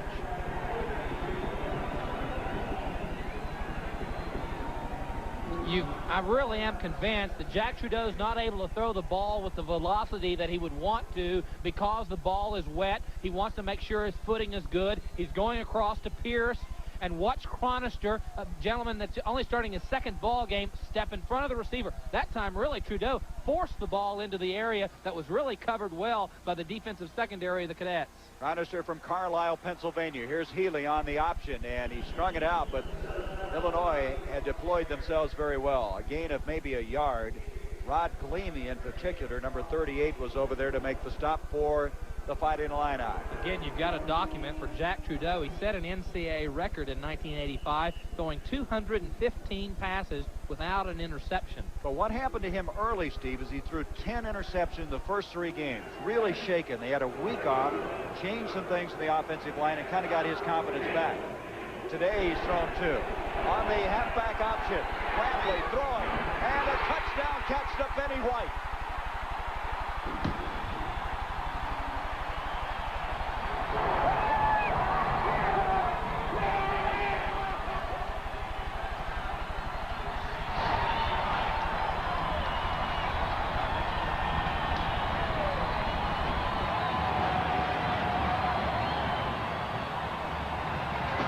Benny White, a junior out of Kansas City, Missouri. His 2nd touchdown catch. Lampley on the halfback option. He had completed 1 of 3 in the regular season and hit this one for 33 yards. Stopa, point after, and Army has taken 3 turnovers and converted them all into scores. What is so impressive is the fact that so many times when you're running the wishbone of being able to go out of character. Here it's the counter option play. Everybody's thinking run. Watch all the linebackers. Watch Swope, number 12. He's trying to make the play. All of a sudden, now Lampley pulls up and throws the pass. Looks like a throw from the Air Force rather than the Army. Goes up in the air, and White catches the ball in front of Avery, number 43. Excellent effort by Benny White. Watch the White really take it away from Avery, 43. I mean, the ball was thrown a la high. What? And it's just a jump. Really, Avery choked down and lost his footing and really didn't even compete for the ball. A la high. Benny White from Ruskin High, Kansas City. The touchdown catch. It's 21-10, the Cadets. He's the free safety. Watch everyone in the lower left of your screen. Watch them react, thinking it's a run. They're trying to stop the running play. Now, the secondary is wide open. Their man coverage deep. Everybody in their face, a free safety in the face of the thrower, and watch this, touchdown. The a la high pass again. A la high. First down now at the 24. That's a high school in Southern California. Jack Trudeau was still some time to get some damage done. Throw sideline, and that's intended for Usher, incomplete. Let's go back down to John Dockery. William Lampley, not the best pass you've ever thrown. Sure wasn't, but hey, it was 6, and that's all that matters right now. I thought Army was supposed to be a conservative, grind it out on the ground type of offense. Well, every once in a while, we have to try to throw a couple surprises at the defense, keep them honest. Some razzle-dazzle. What's your New Year's resolution? Well, my New Year's resolution is to go back to school and do the best that I can do and strive to get my grades as better I can, and just to try to spread some love this year. Be all you can be. Okay, back to you, Gary. The junior from St. Petersburg with a touchdown pass. Here is Trudeau throwing up the middle. David Williams makes the catch, and he's rolled up instantaneously by Biggins, and you see the time left in this first half of play. You just joined us. Army with a 21-10 lead. They led 7-0. It was 7-3, trailed 10-7, took the lead 14-10, and built it to a 21-10 advantage at this point. Trudeau has suffered 2 interceptions. He's had moments today on one drive, hitting 7 of 8 to march the team into the end zone. With time again, and incomplete. Pierce had it for a moment. There's a penalty flag. We may have pass interference. Looks like Chronister, who's picked off 2, may have arrived a little prematurely on that one. Sometimes when you make 2 interceptions, you get a little bit bolder as the game goes on.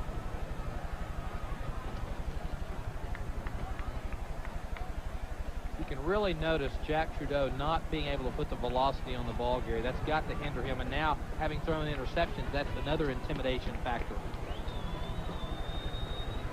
Boy, the march to Atlanta. How long a walk is this? That's right. I mean,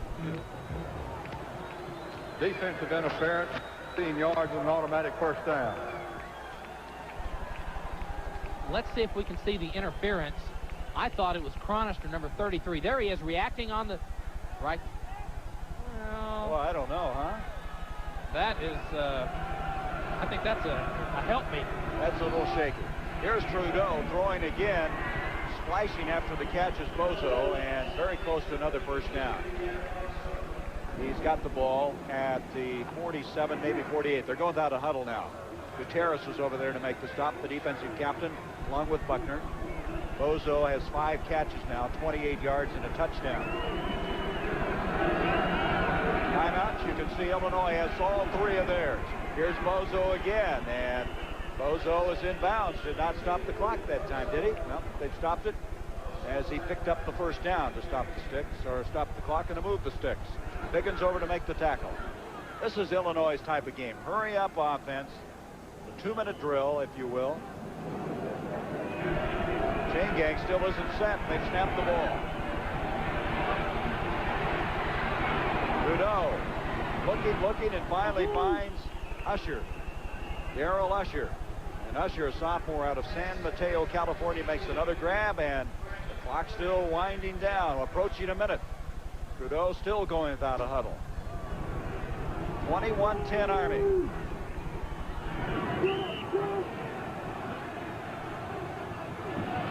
Second down, 3. They've got another first down. Bozo again. And now I believe they're going to use their first timeout at will. So Illinois asked for their first timeout. Mike White's team on the move. Let's visit now these two fine institutions, Illinois and Army.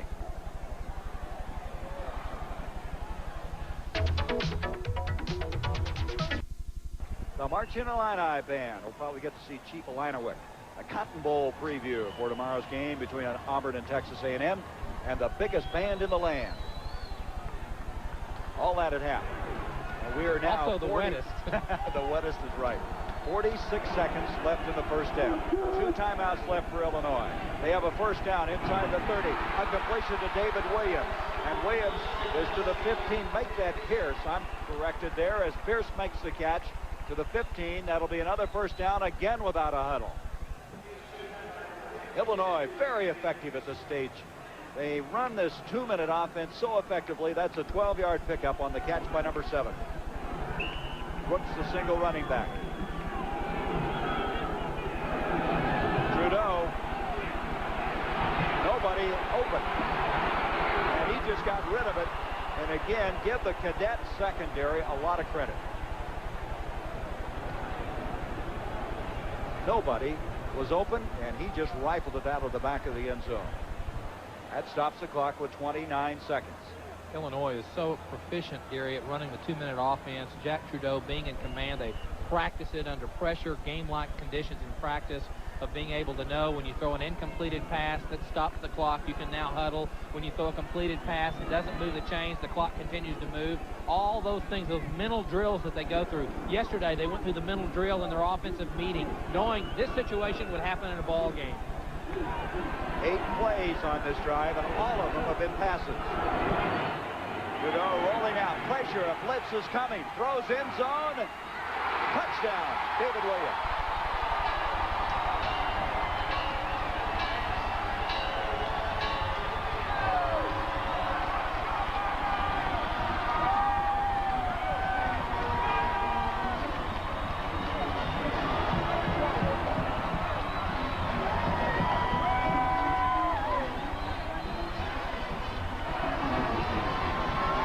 Consecutive passes, and Trudeau finds the mark 15 yards out. It looked like the defender had his back turned to the ball and could not get the ball located. We'll look at it in a moment.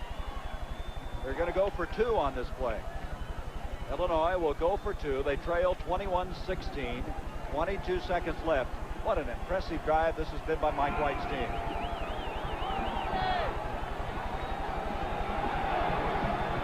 Pierce is put out. Now Williams wants a timeout, so they have 1 left. Williams, usually you see the quarterback call the timeout, but that was Williams instead who raced over there. The entire drive that Illinois on this 2-minute drill going down the field, Army was rushing 3 and dropping 8. Here is a situation where they are taking a chance, trying to make a big play defensively. What's the safety blitz? What's the linebacker blitz? And now Trudeau picks it up, rolls away from the pressure, throws the ball up to the tall David Williams. Chronister, as you said, Gary, had his back turned away. Let's watch David Williams. He's number 1 right there. Watch Chronister get it turned around completely. He's turning back, trying to find Williams, and no way he's going to play defense that way. 76 yards, all in the air, 9 passes. Trudeau, 7 of 9 on the drive. He's had 2 brilliant drives. He was 7 of 8 earlier on a touchdown drive.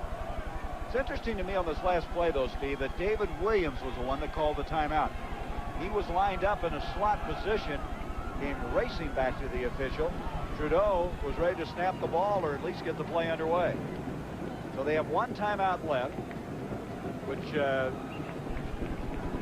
with the 2-point play coming up. Now they're going to have Ray Wilson coming in late to the huddle. I think Illinois right now have a little trouble getting it together. Usher comes out. Wilson replaces it.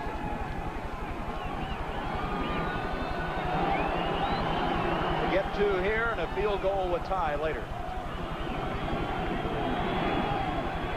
Trudeau's going to take off, And I believe he could have taken that one in, and he threw it instead. Intended for, it looked like David Williams. See, Boso, he thought he was open, but when you're acclimated to throwing, you don't look for that run quite as readily. And Jack obviously does not enjoy running the football, and that's nothing to be embarrassed about. He wants to find the open man. He's getting a little bit of pressure. Now, someone come for the ball. There's Bozo right there, and he tries to guide it, and Bozo just shut it down. And Trudeau thought he was going to proceed a little bit more across his face and tried to guide it. I think he could have walked in the end zone, but there was Bozo in the end zone, and he tried to guide it and threw a bad ball. So let's go back now and recapture this game for you. It all started on this run by Healy at the 5:53 mark, 7-0. Army had the advantage. And then Illinois came back, was able to kick the field goal. Chris White from 45 yards out. And there it was, a distance of 25 yards. And then Boso on a 1-yard touchdown pass. A very impressive drive that time. Trudeau was 7 of 8 on the drive, connecting with Boso. Black then, at the goal line from 1 yard, took it over the defensive interior of Illinois to make it 14-10. Then after a fumbled punt, they moved the ball 42 yards, and Lampley on a halfback option threw the ball to Benny White from 33 yards out, made it 21-10. And just a moment ago, you saw Trudeau throw for another touchdown of 15 yards to David Williams. They went for 2, they missed it, and that's where we are right now. Chris White, who's booted a 45-yard field goal, will kick off. 22 seconds left. Going to squib it down. Field it short. And Army will bring it out to the 31. That's McKelvey, a backup running back.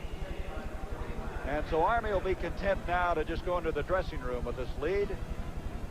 And at halftime, we'll have the NFL playoff report. The Marching Illini band, an excellent band.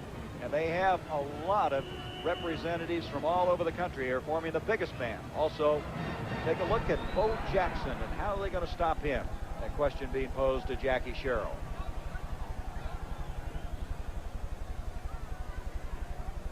Straight ahead, Black, and that'll end the first half. And I got to tell you, Steve, coming into this game was a very intriguing game, hard to really get a handle on, but what an entertaining first half.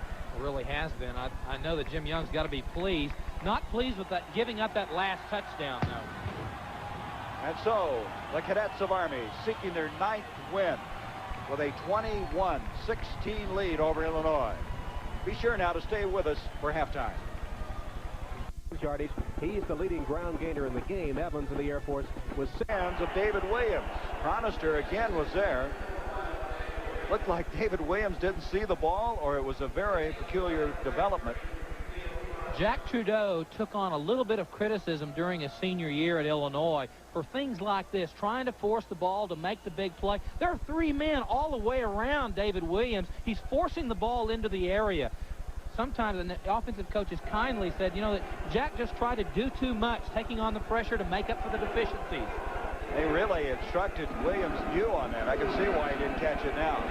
3rd down and 5. Trudeau's going to run, and he's got a first down. Looks like he could do that quite often because he's had a lot of maneuvering room. Earlier, we thought he should have taken it in for a 2-pointer. This time, at the last development, he gets the first down for Mike White's team. Jack Trudeau has just enough mobility as a quarterback to be able to roll away from the pressure, and on a 3-man rush, with everybody dropping in those short zones, he'll find that open area, and that time converted for a 1st and 10. To the 32. Mike White has been a developer of quarterbacks. At Illinois alone, he's had Dave Wilson, Tony Eason, and now Trudeau. Looks it off, goes the other side, and Williams is there. Boy, he's reading it all, isn't he? He's got time to. John Thompson defending on the play, bumped him out of bounds. Be 3 yards short of the first down. Let's look at the distribution of plays. Army, not surprising at all.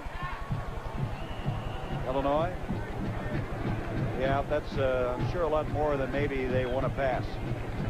What is it, 60-40 they like to do through the course of the year. They've been forced into that right now. It's 2nd down, a long 4 to go. There's a little shovel to Rooks. Rooks comes out of there, and he's got a first down to the 48-yard line. Doug Havoc making the stop for the long gray line. Here's the play again. Watch Trudeau. Again, moving it around the shovel pass. Why the shovel pass works better than the draw play is that the linebackers react to what, since they see a true drop back situation, the backs are coming forward and they read it as just like a pass, and so he pitches it underneath. And that's what it is. If it's fumbled, then it is an incomplete pass, not a fumble. There's a throw now to Wyckoff. Eric Wyckoff into the game for the first time, a senior out of Lakeview Terrence, California. Shire made the stop, 12-yard pickup, and Illinois is picking up where they left off at the end of that first half. The game plan of Illinois was to come in and control the tempo. They did not control the tempo in the first half. In the second half, in this first drive, it really appears that they are controlling the game, off-balance philosophy, throwing when everyone thinks they'll be running, and just the opposite. So they're doing what they really wanted to do in the first half. Boatwright and Pierce are the wide receivers this time. The pitch to Rooks, and Rooks stays on his feet inside the 35 to the 33-yard line. You could see he's having a little trouble cutting that time, but he kept his mobility going, and Malloy made the stop, and Chris White is getting ready. Boy, you've got to like Thomas Rooks, the senior. He's the all-time leading rusher at Illinois, being able to fight through it. And, you know, an unselfish player to realize that they're going to throw the ball. He gets his opportunities to run it, not too many today and not too many yards, but he has contributed to the overall team philosophy of Illinois and Coach White's philosophy. Second down, 3 yards to go. Wilson struggles forward for the first down. Good second effort by Ray Wilson. That's enough for the first down. Thompson, Buckner over there to make the stop. Ray Wilson comes from Anderson, Indiana, which is known for their basketball. Stu Robinson, who's a guard now at Indiana, along with Bobby Wilkerson, who played on that national championship team for Bobby Knight. Ray Tolbert, but he's a football player from Anderson, and Mike White's glad to have him. He was an outstanding eye back in high school, has great field vision, knows where that cutback is. Boy, it's starting to rain a little harder now, as you can probably see on your picture. On a first down, Trudeau dumps it off. This is Wilson again, and again with a good second effort. Knocked out of bounds. Shire over there again. Well, Illinois is really picking their places right now. I really like the way Illinois runs their pro offense. You know, Mike White has a very sophisticated appearing offense, and yet he's made it very simple for his players. The ability, a 5-step drop by Trudeau, it's almost impossible to put a real rush on him and get in his space because he's dropping the ball off so quick and looking at the entire field and all the different receivers that he has in the game to throw the ball to. Trudeau now will have a second down. 3 yards to go. Wilson trying to get wide inside the 15-yard line. Cronister over to knock him down there. Another first down for Illinois. Ray Wilson's not real big, 5'10", 185 pounds. As I said, an eye back in high school. Outstanding vision of the field. He knows where the area is. This time he stretches it outside and makes Cronister have to make a good one-on-one tackle. Cronister's really played well today for his second start. 2 interceptions. He did let the 1 touchdown get by him, but you're right. 9-yard run on the play. Sets it up at the 14-yard line. Here's a reverse to Usher. Usher has Shire giving chase. A diving tackle by Brock. Jim Brock cut him down. Now, you've got to be concerned about Usher when he's on a reverse. He ran on Illinois' 400-meter relay team, so he has that outside speed. A great call with bad field position because you're going one direction, Gary. You've got very poor footing, and then all of a sudden you have to go the other direction. There he is, number 32, Darrell Usher, 4'4" in the 40. Great effort by Brock, the nose guard, 94, to make the effort and to bring him down. I'm not so sure Brock hadn't made that effort. He had his shoulders turned up the field. He might have gone all the way. There he is, Usher, a sophomore, redshirted a year ago. Gives straight ahead. Comes Wilson inside the 5. On a 2nd and 5, he goes inside the 5. He needs to get, well, what, about the 2-yard line area?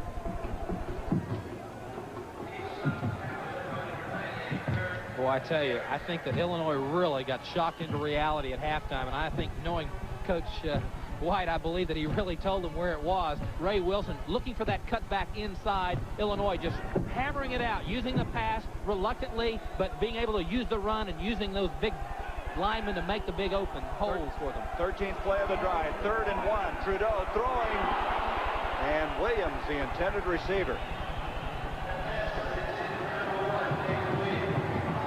And Trudeau upset. He lost his footing, it looked like, as he was rolling to his left, and he had Williams all the way wide open. Let's look at it again. One of the things that West Point Army did not want Illinois to do is use power football and to come right at him. He threw the ball poorly behind Williams. No chance to complete it. So that means it's 4th and less than a yard to go. Illinois obviously going for it.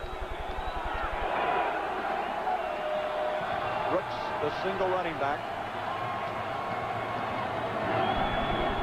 He sneaks it. 1st and goal. There is a penalty flag, however. A flag has been thrown at the line of scrimmage.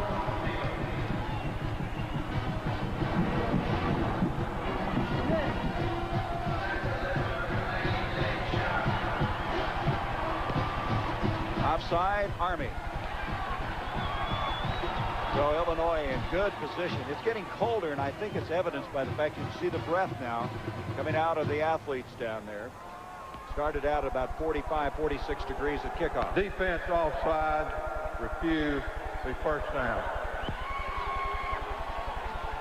Again, the job of a quarterback, and Trudeau has the good height. He's got to get down low because of his big height, going right off of that offensive line. Jariga 71 and Scully is center to get the 1st and 10. Now they blocked the whole picture that time. Here we go. 1st and goal at the 1.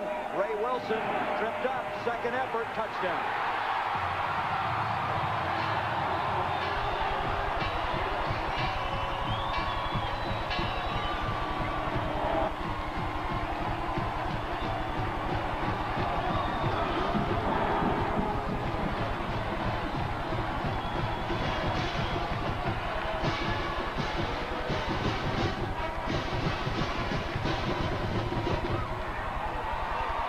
That entire drive, Ray Wilson gave 2nd efforts, and it certainly helped him on that touchdown run.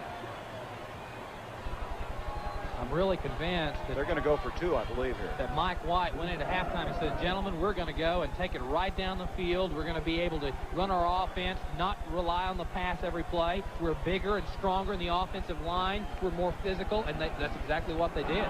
They stayed on the ground. 41 of those yards coming on the ground. Here they go for 2. They lead 22-21. And wait a minute. A mix-up. Sounds like we have the entire police department down there blowing whistles right now. Delay of the game. Delay of game. Now, let's look at the touchdown. I wonder if they would take this 2-point effort off. They're going to kick it now. You heard Mike White. The penalty takes them out of a possibility of going for 2. Mike says, kick it.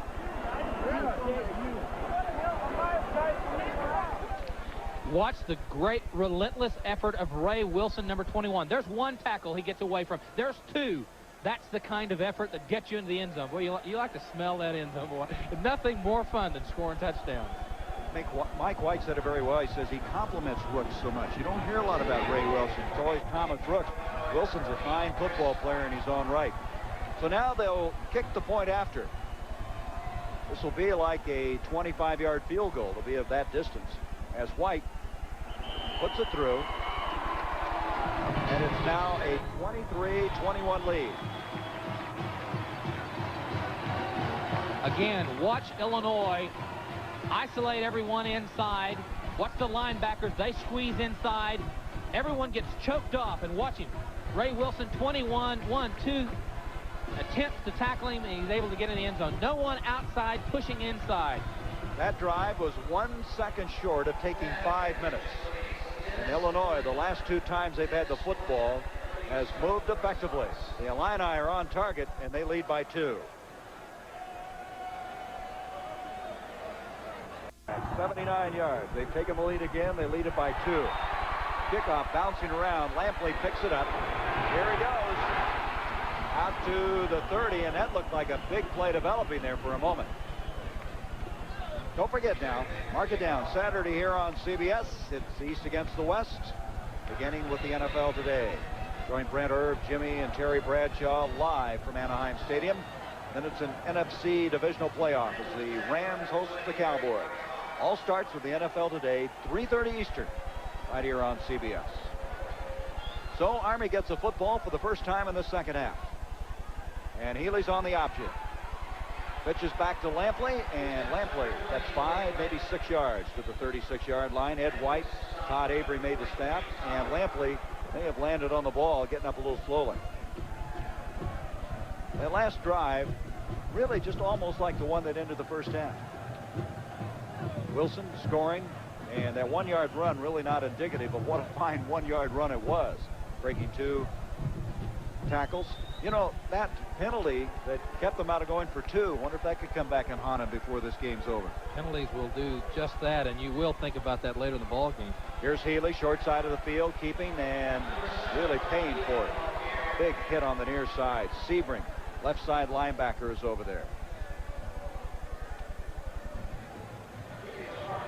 And here is Sebring, the guy who just made the stop. Taggart, their leading tackler this year. Leamy, very smart football player. Avery, they think physically he's as impressive as anybody they have in the secondary. Kelly is a walk-on, his second start in a row.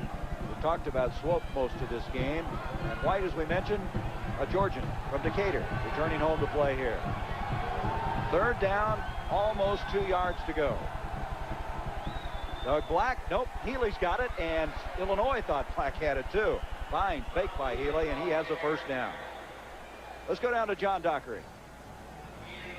I'm here with Jim Juriga, and Jim, I get a sense now that you're dominating the line of scrimmage. 2 good drives. What's it like out there?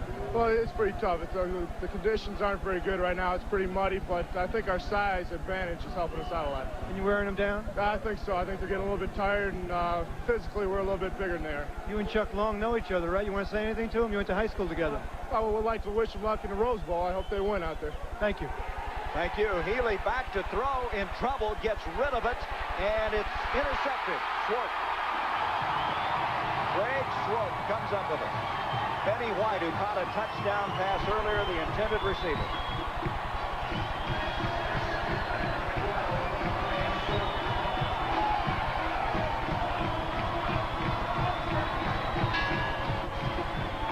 Again, Army trying to make or create a big play situation. Watch what happens. I think Rob Healy's trying to throw beyond his ability or beyond his distance. He gets timing, so the receiver's gone on down the field. He throws the ball. He's getting pressure. Really just the receiver is too far. He shouldn't have thrown the ball. Swope's able to step in front for the interception. You get the feeling when Army's trying to get cute, it's backfired. They should go with the things that's gotten them here.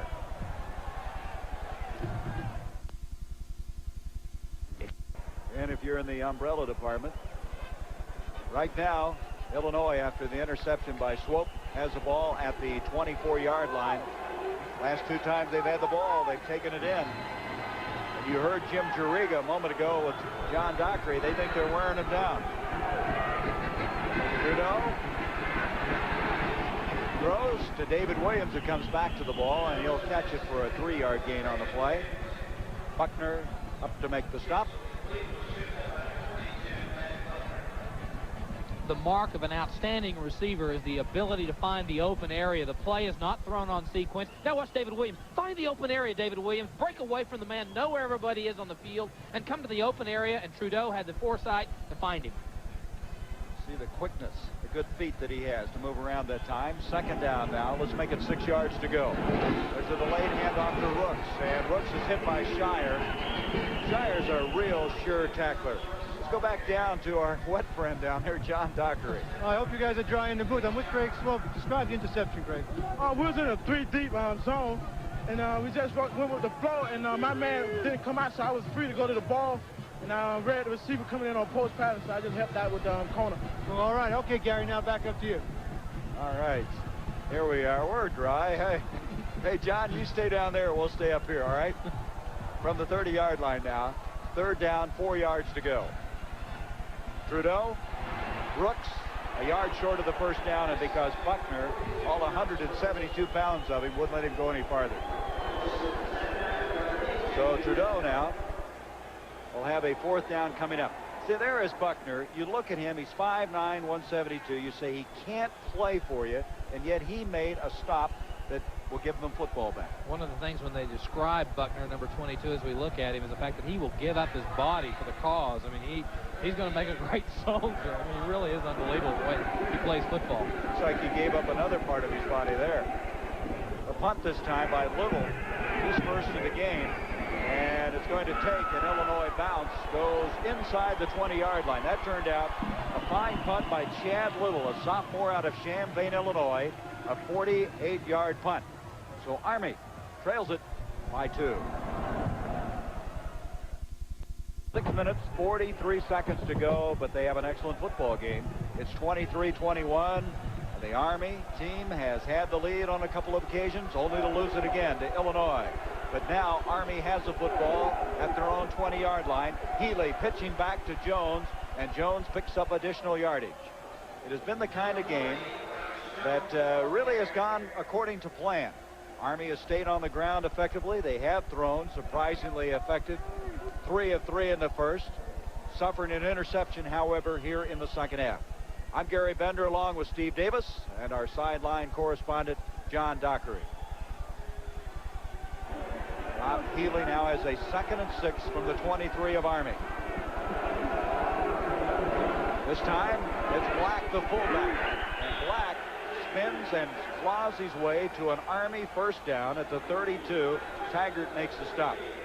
Doug Black this year was inducted into the National Football Foundation Hall of Fame Scholar Athlete program. They had him at the hotel in New York. Very impressive. Came in and he's a kind of a grateful guy coming out of the intramural program and now being such an impact player the last 2 years for the cadets. From the 32, first down, here goes Black again. And here he goes for some more yardage, staying on his feet. He's all the way to the 41-yard line. Ed White made the stop. White, I should say, Black does not have the burst of speed, the great speed.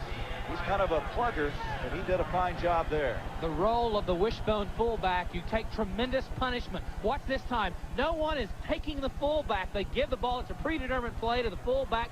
Excellent block. Boy, Smith got a pancake block on one of the linemen of Illinois, knocked him down, and freed Black into the secondary. 27-yard run.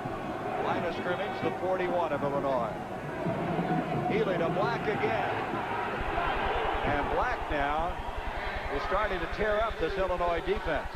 African Grant made the stop on that play, and he is 2 yards short of the first down. Another 8-yard pickup. In the first half, Tifa Tiller and Baum both were able to play from inside out and stop the fullback play. Now they're made an adjustment in blocking, and Don Smith is able to handle Baum, and that's what's freed Black the last 2 plays. 57 yards for Black on 9 carries. This time it's Lampley. And Lampley inside the 30, and they're really in a hurry, and they're moving this football so effectively. Bob Sebring made the stop. He said they were wearing Army down. Well, I think the philosophy certainly is to the point now where they're saying, hey, let's go do what we have done all year, and they're really going behind Don Smith. He is really handling Baum, number 94. The best that Jim Young has ever seen is number 79, the right guard for Army. Here's Healy. He's going to keep it to the 20, to the 19-yard line. About a yard short of the first down. Gleamy over to make the stop again. We talked about Swope at the top of the show. Let's check up on him. What happened here? The linebacker and the free safety. There's Swope, number 12. He's got to be the center fielder. He's got to break on the man. Watch him. He gets blocked outside, goes to his feet, and still able to reach out and grab Healy and knock him down. Healy now has 102 yards rushing. That's his second 100-yard day of the season. From the 19, second down, a long yard, a penalty flag. As Jones carries the ball, let's see what the penalty's all about. It's holding. Taggart and Blondell made the stop. So Army on a march. Right now has it stopped momentarily by the holding call.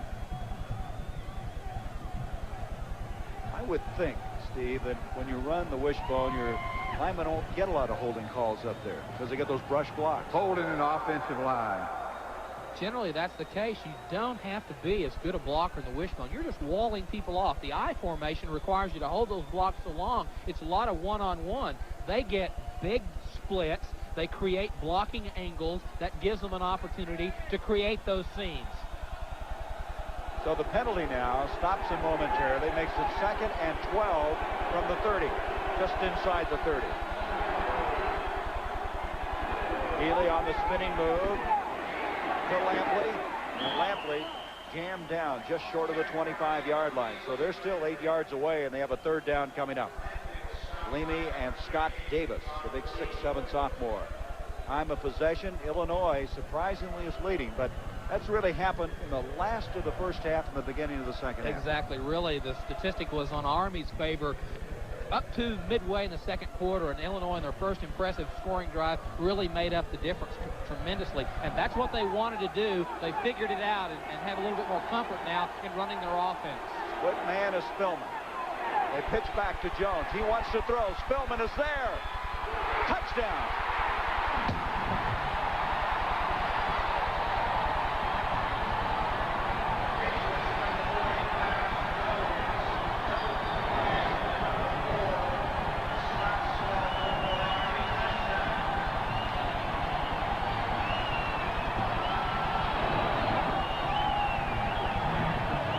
You talk about a balanced offense. You have Lampley throw it one way, Jones the other way. Both of them halfback option passes that are good for 6 points. 26 yards to Spellman. 27-23 Army. Stopa to attempt the point after.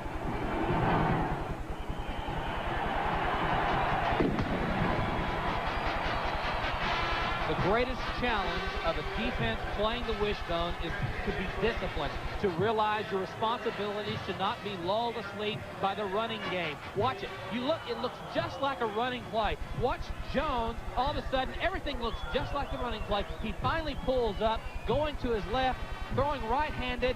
There's Avery, and Spellman's able to come up with a football. Spellman, before they went to the wishbone, was an excellent receiver.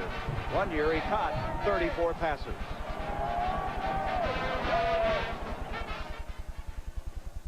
Number 12, he's the free safety. He reacts to the fact that the play looks like a run. There he is coming into your screen.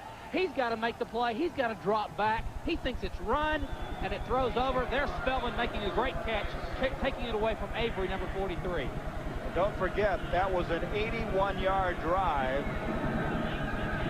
Army today is 4 of 5 passing for 83 yards. One of them did go for the interception, but again, the surprise element, that's some kind of a battle tactic, isn't it? When you can surprise the enemy once in a while. They've got it here today. Here comes Keith Jones for Illinois.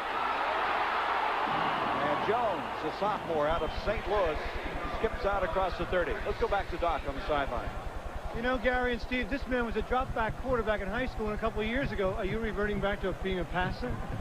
No, I let the halfback do the passing, as you can see, but so far it's going good. I don't know if I'm the one who's throwing the ball, but as long as we're getting touchdowns, it's fine with me. Tell me about the play. Basically, we just fake the option out, pitch it back, make everything look like a run, and throw the ball deep, let the halfback. A lot of times it'll bring the defenders up and get open. You're making it look easy. Okay, Gary. Back to throw, Trudeau on first down. And that's overthrown, and there just wasn't anybody open. He tried to dump it off to Rooks to the near side. Good defensively there was Shire. And Trudeau now will have a 2nd down coming up. Here's a real test for Jack Trudeau. Don't take on more pressure. Don't try to make the big play. Play with your offense.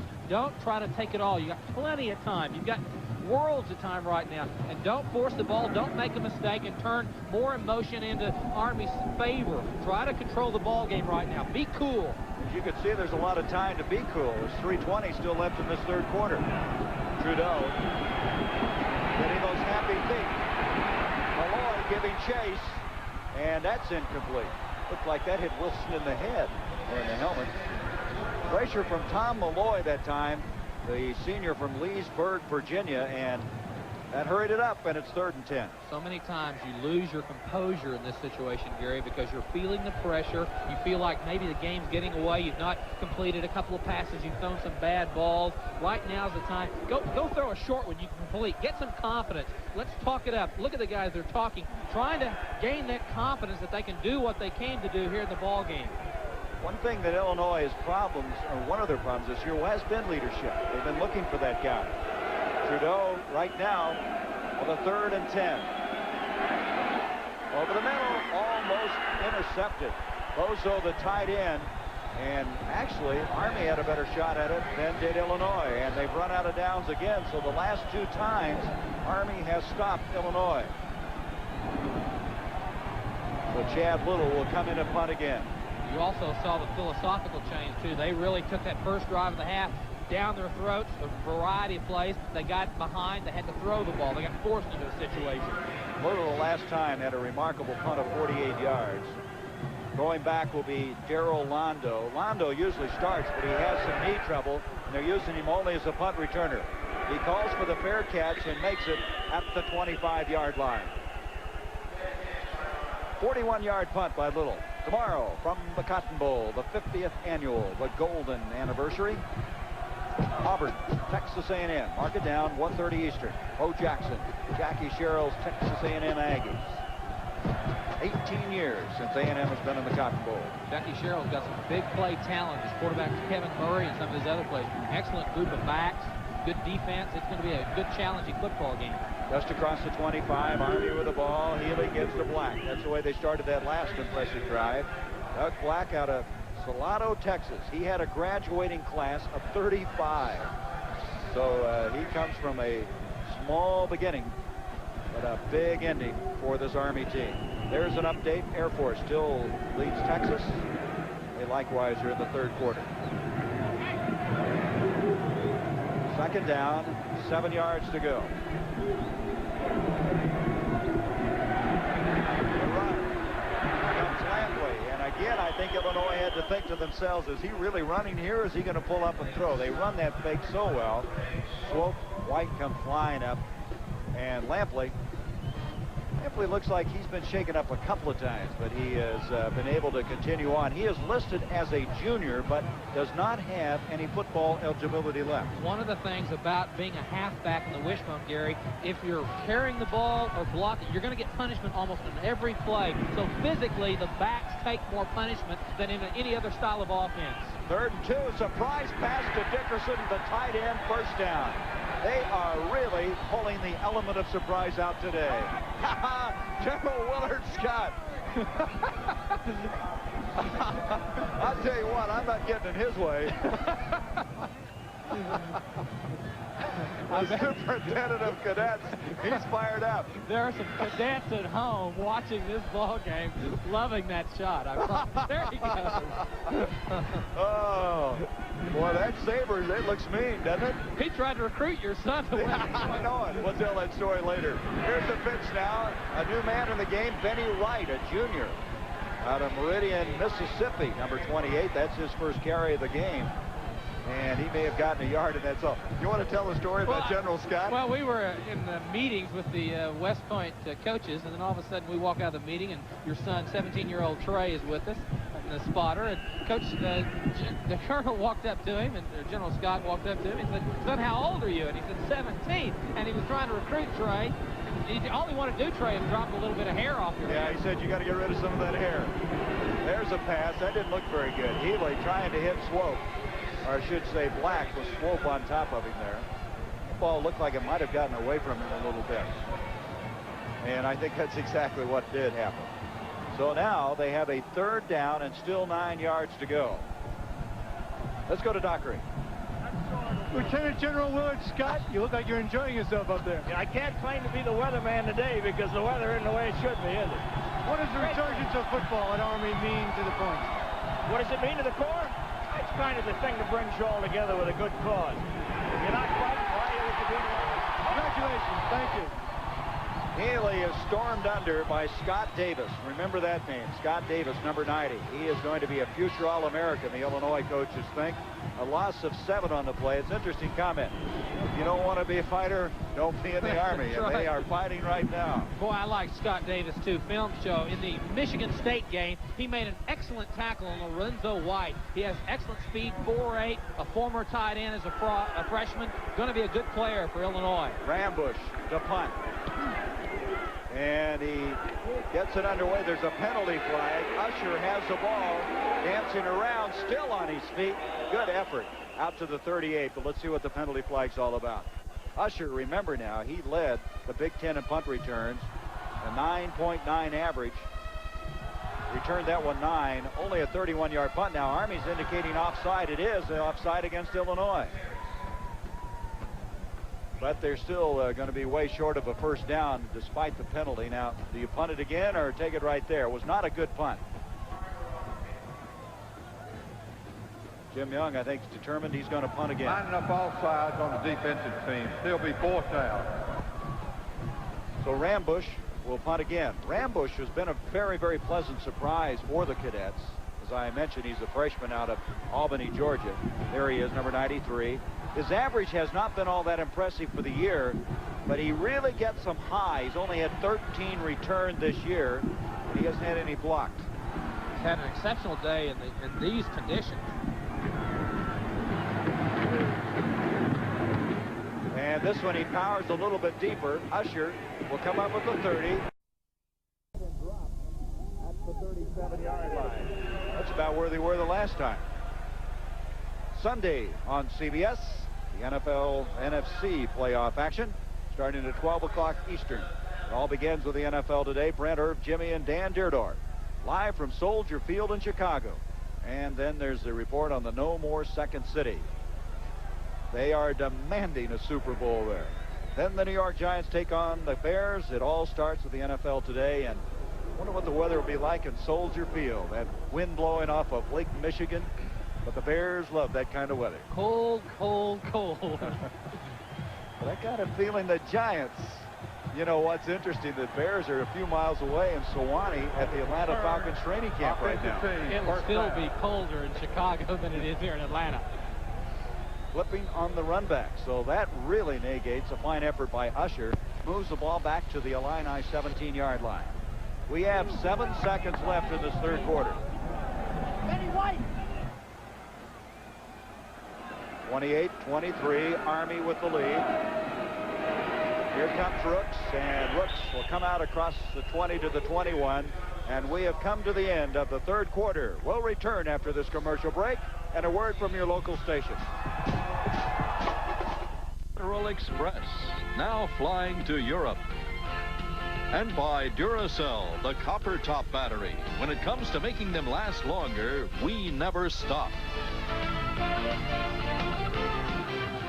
We began the fourth quarter of play. Illinois now.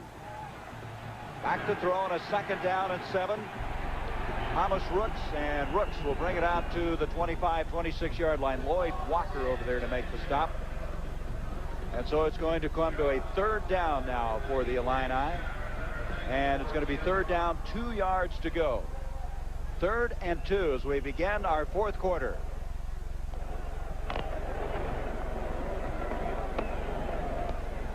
Look at this.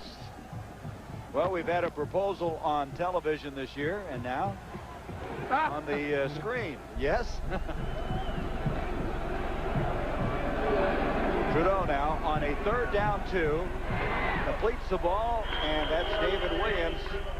David Williams hit hard at the 30-yard line by Bill Sanders out of St. Petersburg, Florida. It'll be a 1st down for the Fighting Illini. 28-23, Army with the lead. And Air Force has scored to add to their advantage over the Longhorns. This game very equal in total offense. It's just that the two clubs are going about it a different way. Both over 300 yards in total offense, but as you would expect, Army most of them on the ground, Illinois in the air. Here is Rooks. He slips. I'm surprised more that hasn't happened today with the very, very poor playing field conditions.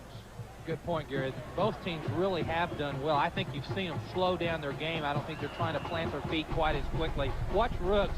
He's trying to plant his foot to turn up field inside. He was trying to cut inside of Cronus for 33, and the tackle was made by the turf. So it's 2nd down, virtually 9 yards to go. This time Pierce and Williams come split to the near side. Rooks, the single running back behind Trudeau. He wants to go deep with this one. and through the hands of David Williams. Again, he might have been shielded. John Thompson, 14, was there. I don't know what happened on that play. He's had a couple of them where they just seem to go on up the field. Again, you see the level look. They're going deeper into the deep intermediate type routes. Watch Williams. He's covered by Thompson, 14. I don't know, Gary. It seemed like he was breaking for the ball, and I think he was trying to make kind of a shoulder body type catch, and the ball was just not there. Didn't use his hands. The concentration problem that becomes so difficult on conditions like this. Trudeau now has thrown the ball 42 times, completed 29 for 266 yards. Third down, rolling out. And that one was almost intercepted by Thompson. Thompson said he had it, but they say he trapped it. That was an ill-advised throw. Trudeau couldn't get anything on the ball. He was running to stay alive. And one of the things you've got to know as a quarterback are what players are in the ball game. That time, his number 2 receiver, tight end, was Anthony Williams. Williams is not the better of the 2 tight end receivers. He's standing. He's got to find the open area. He wants to throw it to him, but he doesn't break to the open area, and Trudeau throws a poor pass. That was a very good rusher by Klein Hampel, along with Mike Lover, a sophomore backup nose guard, number 82. So little left to punt again, and Londo goes back from Minocqua, Wisconsin. He'll receive this punt, and he hit a fine one. Londo lets it hit, and it'll go out of bounds at the 23-yard line. So Army has it. Army also has the lead, 28-23, 12:46 left to be played in this game. Now has the ball just across their own 22. Healy on the keeper, and he's able to move it up to the 30-yard line. Now, the resurgence of Army football started when Jim Young elected to go to the wishbone. In '83 was Jim Young's first year. They were not in the wishbone at that time. Look at the difference in 2 years statistically. He ran the same offense he had at Purdue. It didn't work. They could not compete. He said, let's run the option play. They went to the wishbone. The option's a neutralizer, and look at the statistical improvement that you see for the cadets. Amazing, again, that they can be that effective with so few turnovers. I think what's impressive is the fact that Jim Young ran the option play, the Houston Beer at Arizona, but had to educate himself in terms of the option play. He read a book that was written by Pepper Rogers and Homer Smith about the option play. The Auburn coaches, they had already disbanded and they weren't using the option play or the wishbone, and that's how he picked it up and just educated himself along the line. A lot of coaches tell me that Jim Young is one of the most organized people they've ever been around. That's one of his real strengths. You saw Lampley carry for the first down. First down for the cadets. They have it at their own 34-yard line. Healy cuts it up the field, and he's going to be dropped short of the 40-yard line. Shutback. That's Swope. And also Taggart, number 54. The wishbone or the option play is the only offense that I know that you'll see the man with the ball sometimes see men run away. This time Swope will make the tackle. He has to come from his free safety position, and he's keying on the quarterback. He's coming from inside out. Bang, hits the quarterback Healy. But one of the defenders for Illinois, as Healy was coming down the line of scrimmage, was literally running from him because he had Pitt's responsibility. Swope out of Fort Pierce, Florida. Second down now, 6 yards to go. Healy straight ahead to Black, the fullback, and he is out to the 40-yard line, and he's going to be 3 yards short of the first down. You see the time left. Army protecting a 28-23 lead. A seesaw affair. An Army line continues to do the job up front. It's interesting, when we had the interview on the sideline, Jim Juriga felt they had worn down Army defensively, but that hasn't been the case at all. Third and a long 3. Straight ahead goes Black again, and he's going to be short of the first down. It brings up 4th down. Right across the 40, maybe to the 41. James Finch made a fine stop on number 32. So they'll come in and punt the football. In this game, Healy has 105 yards rushing. Black, 65. Lampley was 64. Should mention 2 touchdown passes coming from the 2 halfbacks. This is Rambush, who will punt away.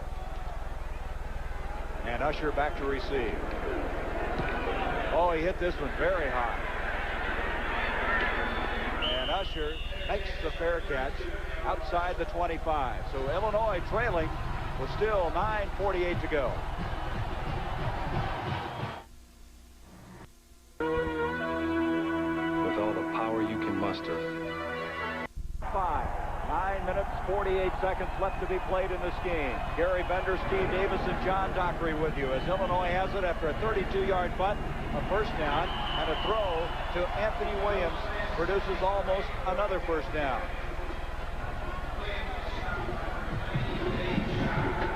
And so Illinois now, who has moved the ball at times so effectively, now trying to pick up where they were at the end of the first half and the beginning of the third quarter. That was a first down, 10 yards, almost 11 yards on the reception. David Williams and Stephen Price split out. Pierce, I should say, to the near side. Here's Ray Wilson. Wilson hit very hard. The ball is fumbled, and Army has recovered. Jim Brock, the nose guard, came up with it.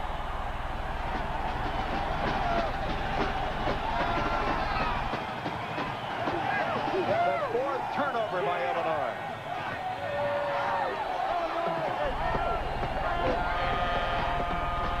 Jim Brock's not real big, 6 foot 228, but one of the things that he has done all year is to get penetration. Good tackle inside. See, it looks like it was Shire, number 90, that knocked the ball away, and Brock fell on it. And so now Army has it. Healy diving, maybe got a yard, and that's all. Bob Sebring, number 31, up ending that time as we approach 9 minutes to go. Here we go. Watch again, the option play outside. Good block designed to get the quarterback on the run. They were able to react that time. You know, he's had that shoulder problem, and the way he went up and down, you got to be a little concerned about it. Excellent tackle by Sebring. Second down, almost 9 yards to go. Healy pitches back, gets a block from Lampley. Jones has a corner, and what keyed that one was Healy's optioning, but give great credit to Lampley on the block that sprung Jones for the first down. Here's the play I diagrammed early in the opening of the game. Watch this. Perfect block. The quarterback on the run. Looks like it was Lampley that made the key block that put Jones into the secondary. What had happened, Illinois had brought in a second-team secondary back with a clean uniform. He's not seen the block all day, and it was a great block by Lampley. 18-yard pickup on the play. First down inside the 25. Healy has the football, and he almost, and maybe does have a first down. There is a penalty flag thrown late. I had to wait. I couldn't tell whether Black or Healy had the ball, and I don't think Illinois knew. That's exactly what the wishbone is designed, to make a great fake to the fullback, really make everyone collapse down on the fullback, and then Healy just runs outside, and the reason he just extended, he was waiting for someone to pick him up. No one shows. Put the ball under your arm until someone is there. Black carried the fake out so effectively, but it's coming back, the penalty against the Black Knights. Let's listen. Holding during the play on the offensive team. I love that guy's voice, don't you? Anyway, the penalty now will move it back out to the 30. Watch the good fake to the fullback Black. Now watch Healy. No one is coming for the quarterback. Keep running, keep running. Good block for the tight end. Dickerson, number 80. Now watch him. Just keep running. Now put the ball under your arm and try to make the great effort. Taggart makes the tackle. That was a good effort by Taggart. Now they have first down, 17 yards to go. Healy pitching back. Here comes Jones. Jones inside the 25. Same play that earlier gained 18 yards for him. And this time not as effective as Sebring and Mark Kelly over to make the stop. You've got to realize the cornerbacks, Mark Kelly, number 37, and Avery, number 43, all year long, Gary, in the Big Ten, they're not having to see the option play. They don't have to take on that lead blocker, the guy that has practiced it all his career at Army, and they're in a new experience, a new world, and those guys get down low on their knees, and it's hard to get them out from under them to be able to make a play, get away from them. Get some of their yardage back. It's now second down, 11, and they want a timeout. Jim Young was screaming for a timeout. He got Healy's attention. Army using their first timeout. We have 7:27 left in this game. The Cadets by 5.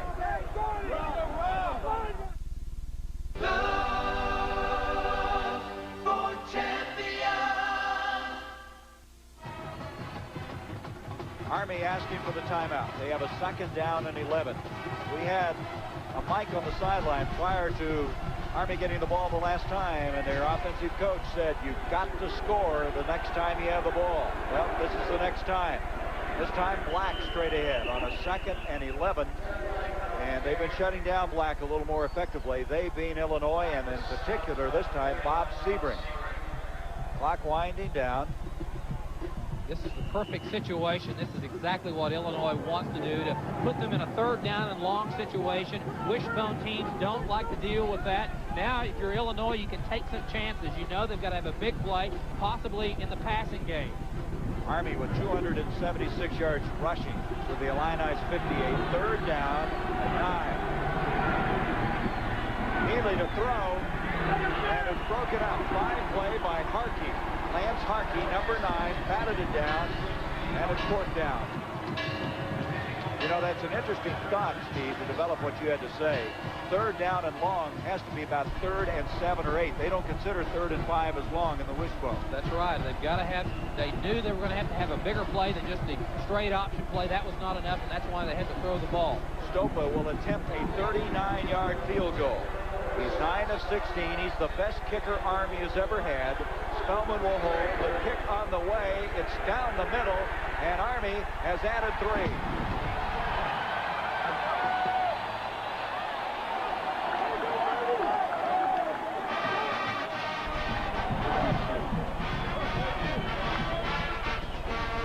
The Cadets, 6.5-point underdogs coming in here. Now lead at 31-23. Saturday, the Cowboys visit the Rams. Sunday, the Giants tackle the Big Bad Bears. The NFC playoffs on CBS Sports. Craig Stopa with his 10th field goal of the year. He's had a little bit of an off year after last year, his junior year, just being sensational. But he booted that one straight through, and now Mike White's team finds themselves down by 8 points with 6 minutes and 40 seconds to go. I think what's going through Mike's mind right now, as he realizes that they've got to have a drive, a sustaining drive. If you turn the ball over to Army, they're going to gobble up the clock. You don't get too many more chances. In most games, you look at 6:40 remaining, you get a lot of opportunities. Stopa line drive affair. It's touched by Illinois, and they pick it up inside the 15-yard line. This is Keith Jones, and that was a very effective kickoff. Let's go back to Stopa.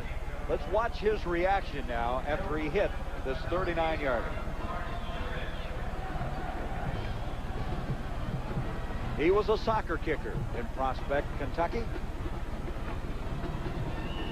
And he's able to add 3 points. And again, you just have to be impressed how they've been able to utilize those turnovers by Illinois. Well, that's been the key to the ball game, of the way Army takes advantage of the miscues, the mistakes of Illinois. Trudeau's completed only 2 of his last 7 passes. Now he's got one to Bozo. Bozo, the tight end, brings it out to the 25-yard line. It's been a game of sections for Trudeau. He's had those brilliant drives where he hit 7 of 8, took it in, 7 of 9. As I just mentioned, he missed, only hit 2 of his last 7. It's been a stop-start situation, and now they need a start situation. They need to keep this ball moving. As you mentioned, they can't afford to give it back to Army. 2nd down, 5. Brooks, he has a first down and then some. He's out to the 35. Havoc makes the stop. Here's the doc again. Thank you, Gary. I'm with Don Smith. And Don, just moments ago, I talked to Jim Jeriger on the other side of the field, and he thought that maybe the size was wearing down Army's line a little bit. No way, no way. We're still up. We're still fresh. We're ready to go. We could go another half if we wanted to. You know, emotion's great on both sides of the ball. Great hitting game out there. It's going to come down to the final seconds, I think. We're ready to go the distance with it. You are ready. Gary, back to you. Boy, I believe it. From up here, we believe it. That's intensity. First down now, Trudeau. And he's going to skip out of bounds on the near side. And again, the coverage was superb. Lloyd Walker chased him out. Well, this has been a good one, and I'm sure tomorrow as well will be. Be sure to be with us, won't you? 1:30 Eastern. The 50th Cotton Bowl, Auburn against Texas A&M. I can't get over, as effective as Illinois' passing attack is how much time Trudeau has had, and yet there's many times been nobody to throw to. Well, part of their philosophy, they don't go deep very often, Gary, so they throw those intermediate routes and those layered type routes, and so they've not been able to stretch it out, so they have to take it off in short chunks. And in this particular controlled passing attack, it's very hard to sustain long drives. It really is very difficult to keep the ball. We'll have to wait and see who that man is that's shaken up. He was in the bench area. It is Lloyd Walker, the defensive tackle. So we have a break, and we're going to take a break. Jack Trudeau back to throw on a second down, delivers to Pierce, and Stephen Pierce has a first down catch inside the Army 45 to the 43-yard line. Havoc again on the tackle. Trudeau really only a three-man rush. They're dropping in 8 men most of the time. Trudeau, perfect strike. That's the play they've not been able to get all day long. Right across the middle, behind the linebackers, in front of the secondary backs. Perfect throw and catch. 25-yard pickup. Sets it up. Let's mark it just outside the 43, and the yard lines are starting to be obliterated. 5:09 left in the game. Brooks, the all-time leading rusher at Champaign, just short of the 35. Let's go back to John Dockery. Gary, it's not all pain down here. This is Sharon Langley, the queen of this year's Peach Bowl. And Sharon, I understand that you didn't get a chance to meet Clarence Jones, but about 4 months ago when you were sick and didn't go to the beach, but have you gotten a chance to meet him now? Well, it's the funniest thing. He was the first person that walked up to me after I was crowned, and he said, "Hi, my name is Clarence Jones," and immediately I said, "Oh my goodness, you're CJ." Thank you, a budding romance. Back to you, Gary. Clarence Jones, the outstanding running back for the Cadets. Here's the throw to Boso on a second down and 3, and Boso's forward progress will be another first down. So that'll mark it at the 30-yard line. Gutierrez and Biggins on the tackle. Boy, I really like the Mike White philosophy in throwing the passing game. Watch Trudeau. He's not getting any pressure. Watch him stand tall, throw the ball, safe, high percentage pass. Boso has 9 catches, 52 yards. Trudeau had 217 yards passing in the first half. Prior to this last drive, had only 64 in the second, but he's putting some numbers together now. Delivers to Keith Jones, and Jones, good second effort, advances inside the 25-yard line. Gutierrez again. Remember now, it's an 8-point difference. Illinois score here, they go for the 2. And there's that passing grab, but now updated to 98 yards. Remember earlier when they wanted to go for 2 and the penalty made him end up kicking the point after? Yeah, but the point is he's got over 300 yards passing, which is really, that's almost half of my stats in my senior year. Second down, 3 yards. And that'll be off the fingertips of David Williams. Boy, you think about Mike White, the kind of quarterbacks he's coached. Craig Morton, the late Joe Roth, Steve Barkowski, Vince Ferragamo, Dave Wilson, Tony Eason, and now Jack Trudeau. He's really a developer of great quarterbacks that have played in the pro system and done quite well. Let me get back to my point. Remember when they didn't go for 2, they wouldn't have this big play coming up where they're going to have to go for 2 if they do get this ball in the end zone. They had a penalty called, had to settle for the point after, take a 2-point instead of a 3-point lead at that time. And now down by 8 on this drive. Third down, 3. It's dropped. Brooks had it, couldn't hang on. Now it's 4th down. Buckner defending on the play.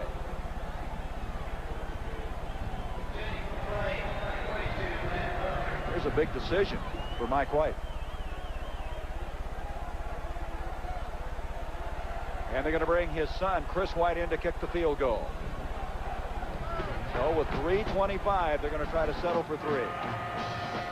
Of course, we don't want to play coach, but it's a very tough decision to make because the way the Cadets control the clock.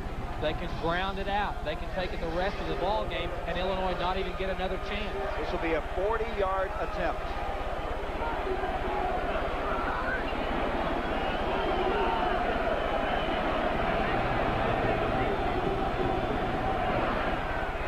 White's kick. It's no good.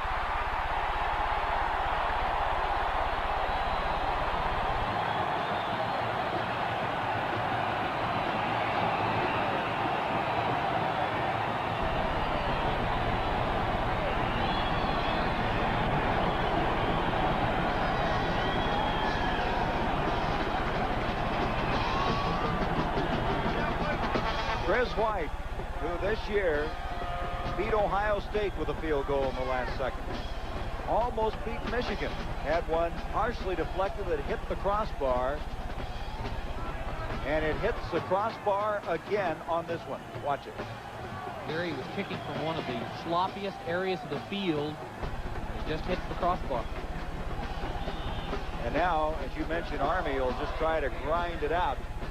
Lampley carrying the football out across the 25-yard line. Illinois needs the football. We approach 3 minutes left to go in the game. Coming into this game, the Big Ten had won their first 2 games in bowl competition. They have 6 teams in postseason play. Minnesota and Ohio State had won earlier. Second down and 7. Doug Black, and not much doing, and they already have a third down now. 3rd and 7.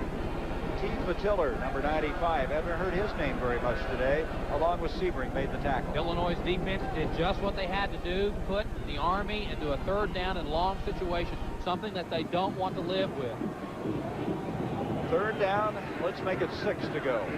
That's long in Wishbone. Yes, it is. You like that 3rd and 4, 3rd and 3, what you like to have.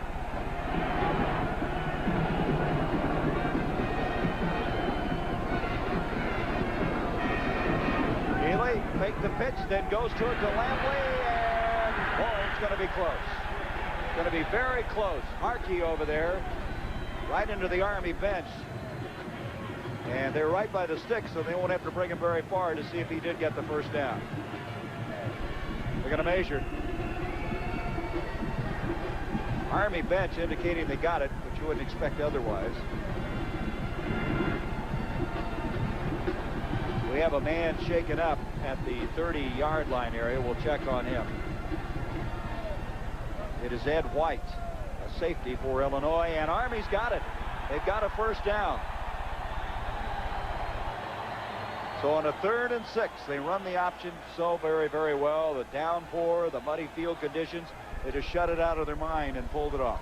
On a 3rd down and 5 situation, the play that really got them in that situation was the option play coming down the line of scrimmage, and you just saw it set up because the Army kids were able to block at the feet, the ankles of the Illinois defenders. They've just not seen it enough, and they knocked them down and gave them the 1st and 10. I'll tell you right now, our nation's defense is in pretty good hands when you've got guys that are playing like this Army football team. They are tough mentally, physically. They called this Army football weather, and I'm convinced they really meant it. A first down run with 1:58 left. There's White coming off on his own power. If it continues to rain, it'll be the Navy's problem, I promise you. I just hope the Air Force could get us out of here. Yeah, exactly. First down from the 32.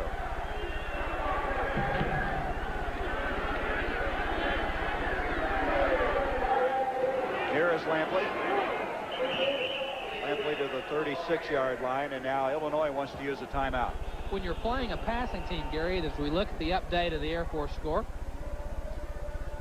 So that timeout leaves Illinois with 2. Army has 2. We'll be back. 1:48 left to go.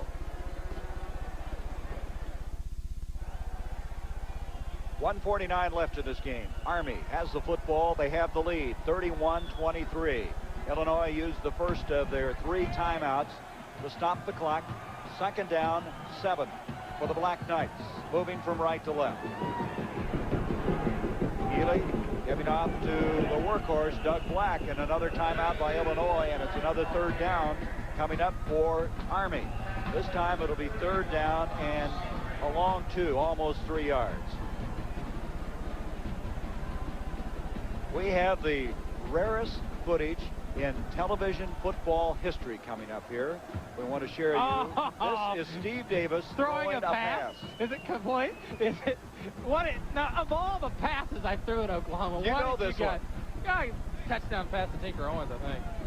Boy, I tell you what. Hey, listen, Tinker Owens made All-American for that reason, because every pass I ever threw at Oklahoma, every pass I ever, There's your fans right there. Every pass I threw at Oklahoma, in the paper the next day, you see Tinker Owens or Billy Brooks spread out, catching balls off the ground. That's why they were All-Americans. And you were giving Lampley a bad time about his high pass earlier? There are some better throws than that.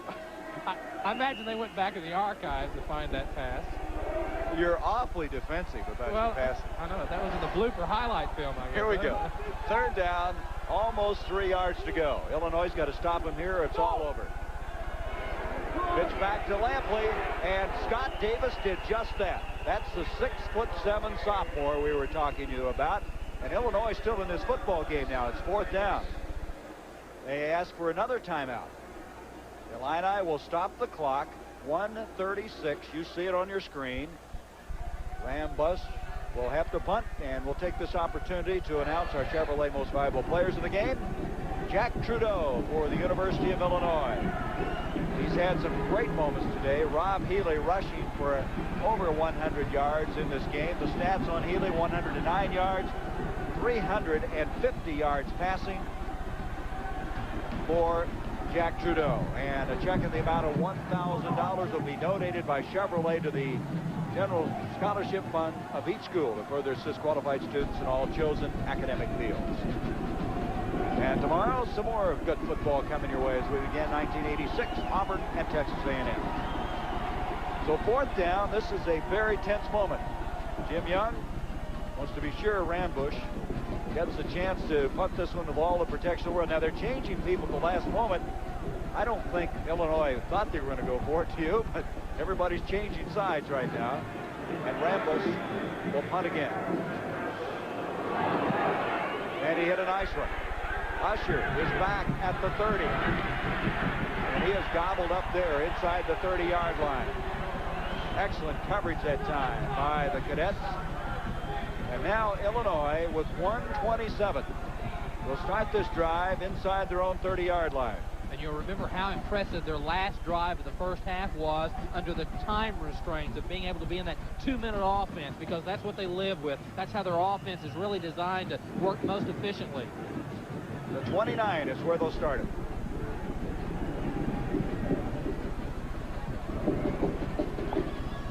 Illinois has no timeouts remaining. Trudeau, they don't need timeouts if they keep those kind of patterns going. Anthony Williams caught that one, went out of bounds. And his progress about a yard short, maybe 2 yards short of the first down, stops the clock with 1:20. Trudeau, by the way, has just broken Chuck Long's Peach Bowl record for passing. Now we have an update of what, 304 yards is what he had. I think I gave you earlier 350, but it's 304 yards passing. Trudeau back. Almost caught. Pierce had a shot at it at the 43-yard line. That'll stop the clock with 1:15. Now let's look at Trudeau. Here is the official stats. 35 for 52, 324, 2 touchdowns, 2 interceptions. The old record was 304, I guess, for Chuck Long. Now we've got it all set. Chuck Long, of course, a high school teammate of Trudeau's offensive guard, Jim Juriga. 3rd down, still a yard. Brooks makes the move, and he's got the first down. For the 41, they'll stop the clock to move the chains, but again, remember, Illinois does not have a timeout. They've got to hurry up. Gutierrez and Malloy made the stop that time for Army.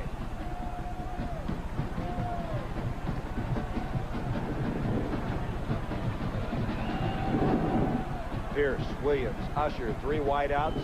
Trudeau back. Pressure coming. Brock again. Jim Brock has just played a superb football game, and he just dumped Trudeau on that play. There is a penalty flag at the 32.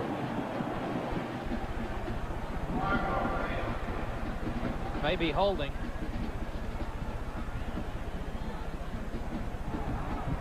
Intentional grounding offense. Intentional grounding. Well, that's lost it down.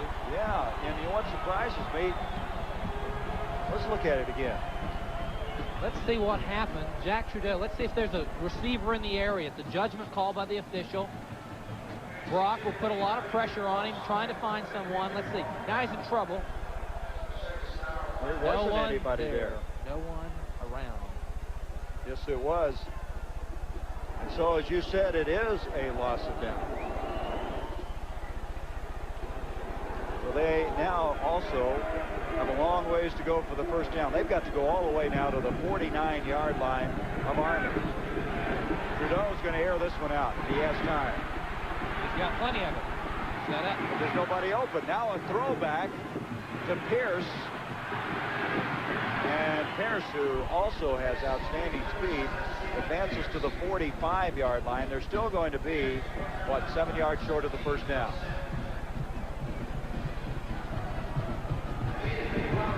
Be third down. Third down. 45 seconds. One of the things you don't see Trudeau do very much, Gary, is throw the ball really deep. He rarely airs it out. He's got a strong arm, but they've just, in their philosophy, throw the more intermediate or shorter routes. Third down. 5. Almost 6 yards to go.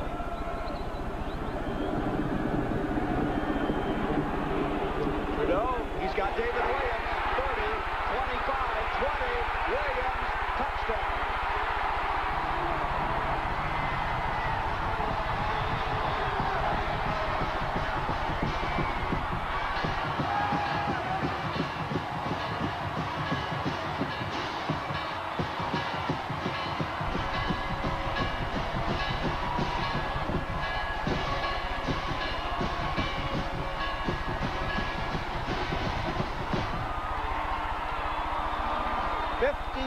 Yards. Number 2 all-time leading receiver, second only to Howard Twilley of Tulsa. Now has 7 catches, 109, and that one was a 54-yarder, and Illinois got to go for 2. Unfortunate they don't have any timeout, so they've got to make the decision quickly and call the play. 31-29. Now Army helped him out by calling for a timeout. They want to make sure. I almost feel, though, Army might have been a bit better off not asking for that timeout. Here it is again, the clutch receiver, David Williams, the All-American. Trudeau throws the ball deeper than he's thrown it all day. The crossing route, you remember earlier in the ball game, he hit him on the same route. And this time, no one is there. A grasp effort by Pavic, and he's not able to make the grab at all or get close to him, and David Williams goes in for the touchdown. You know what, it occurs to me? The last game we did ended up in a tie. And now, Trudeau, who is 38 for 56, now, get this, 402 yards passing, 3 touchdowns. And Illinois going for 2 in the tie.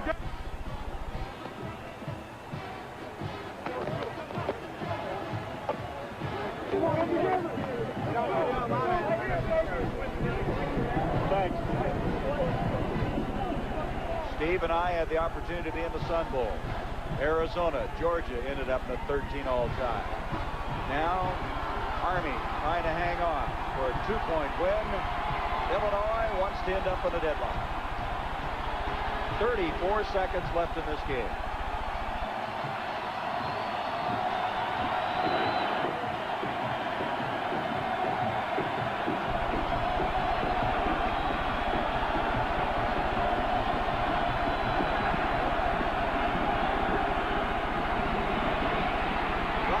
Pressure broken up. David Williams, the intended receiver.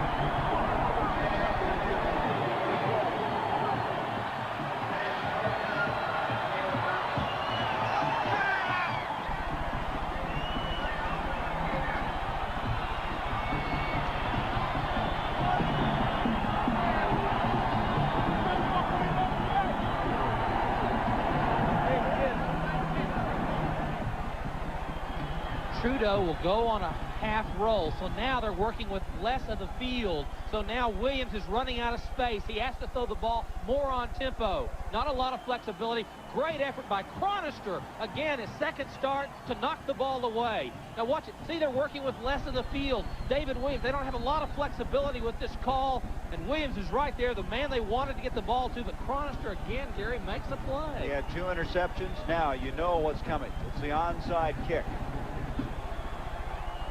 With 34 seconds left, Illinois obviously will attempt the onside. Army will get their best people up front who have the good hands. What a struggle this has been. Over 400 yards, 402 for Trudeau, and still they're 2 points short. Here comes Chris White to attempt the onside.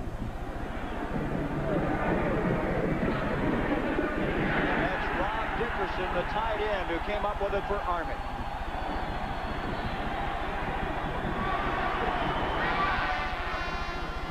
Dickerson, the junior, out of Wilmington, Delaware.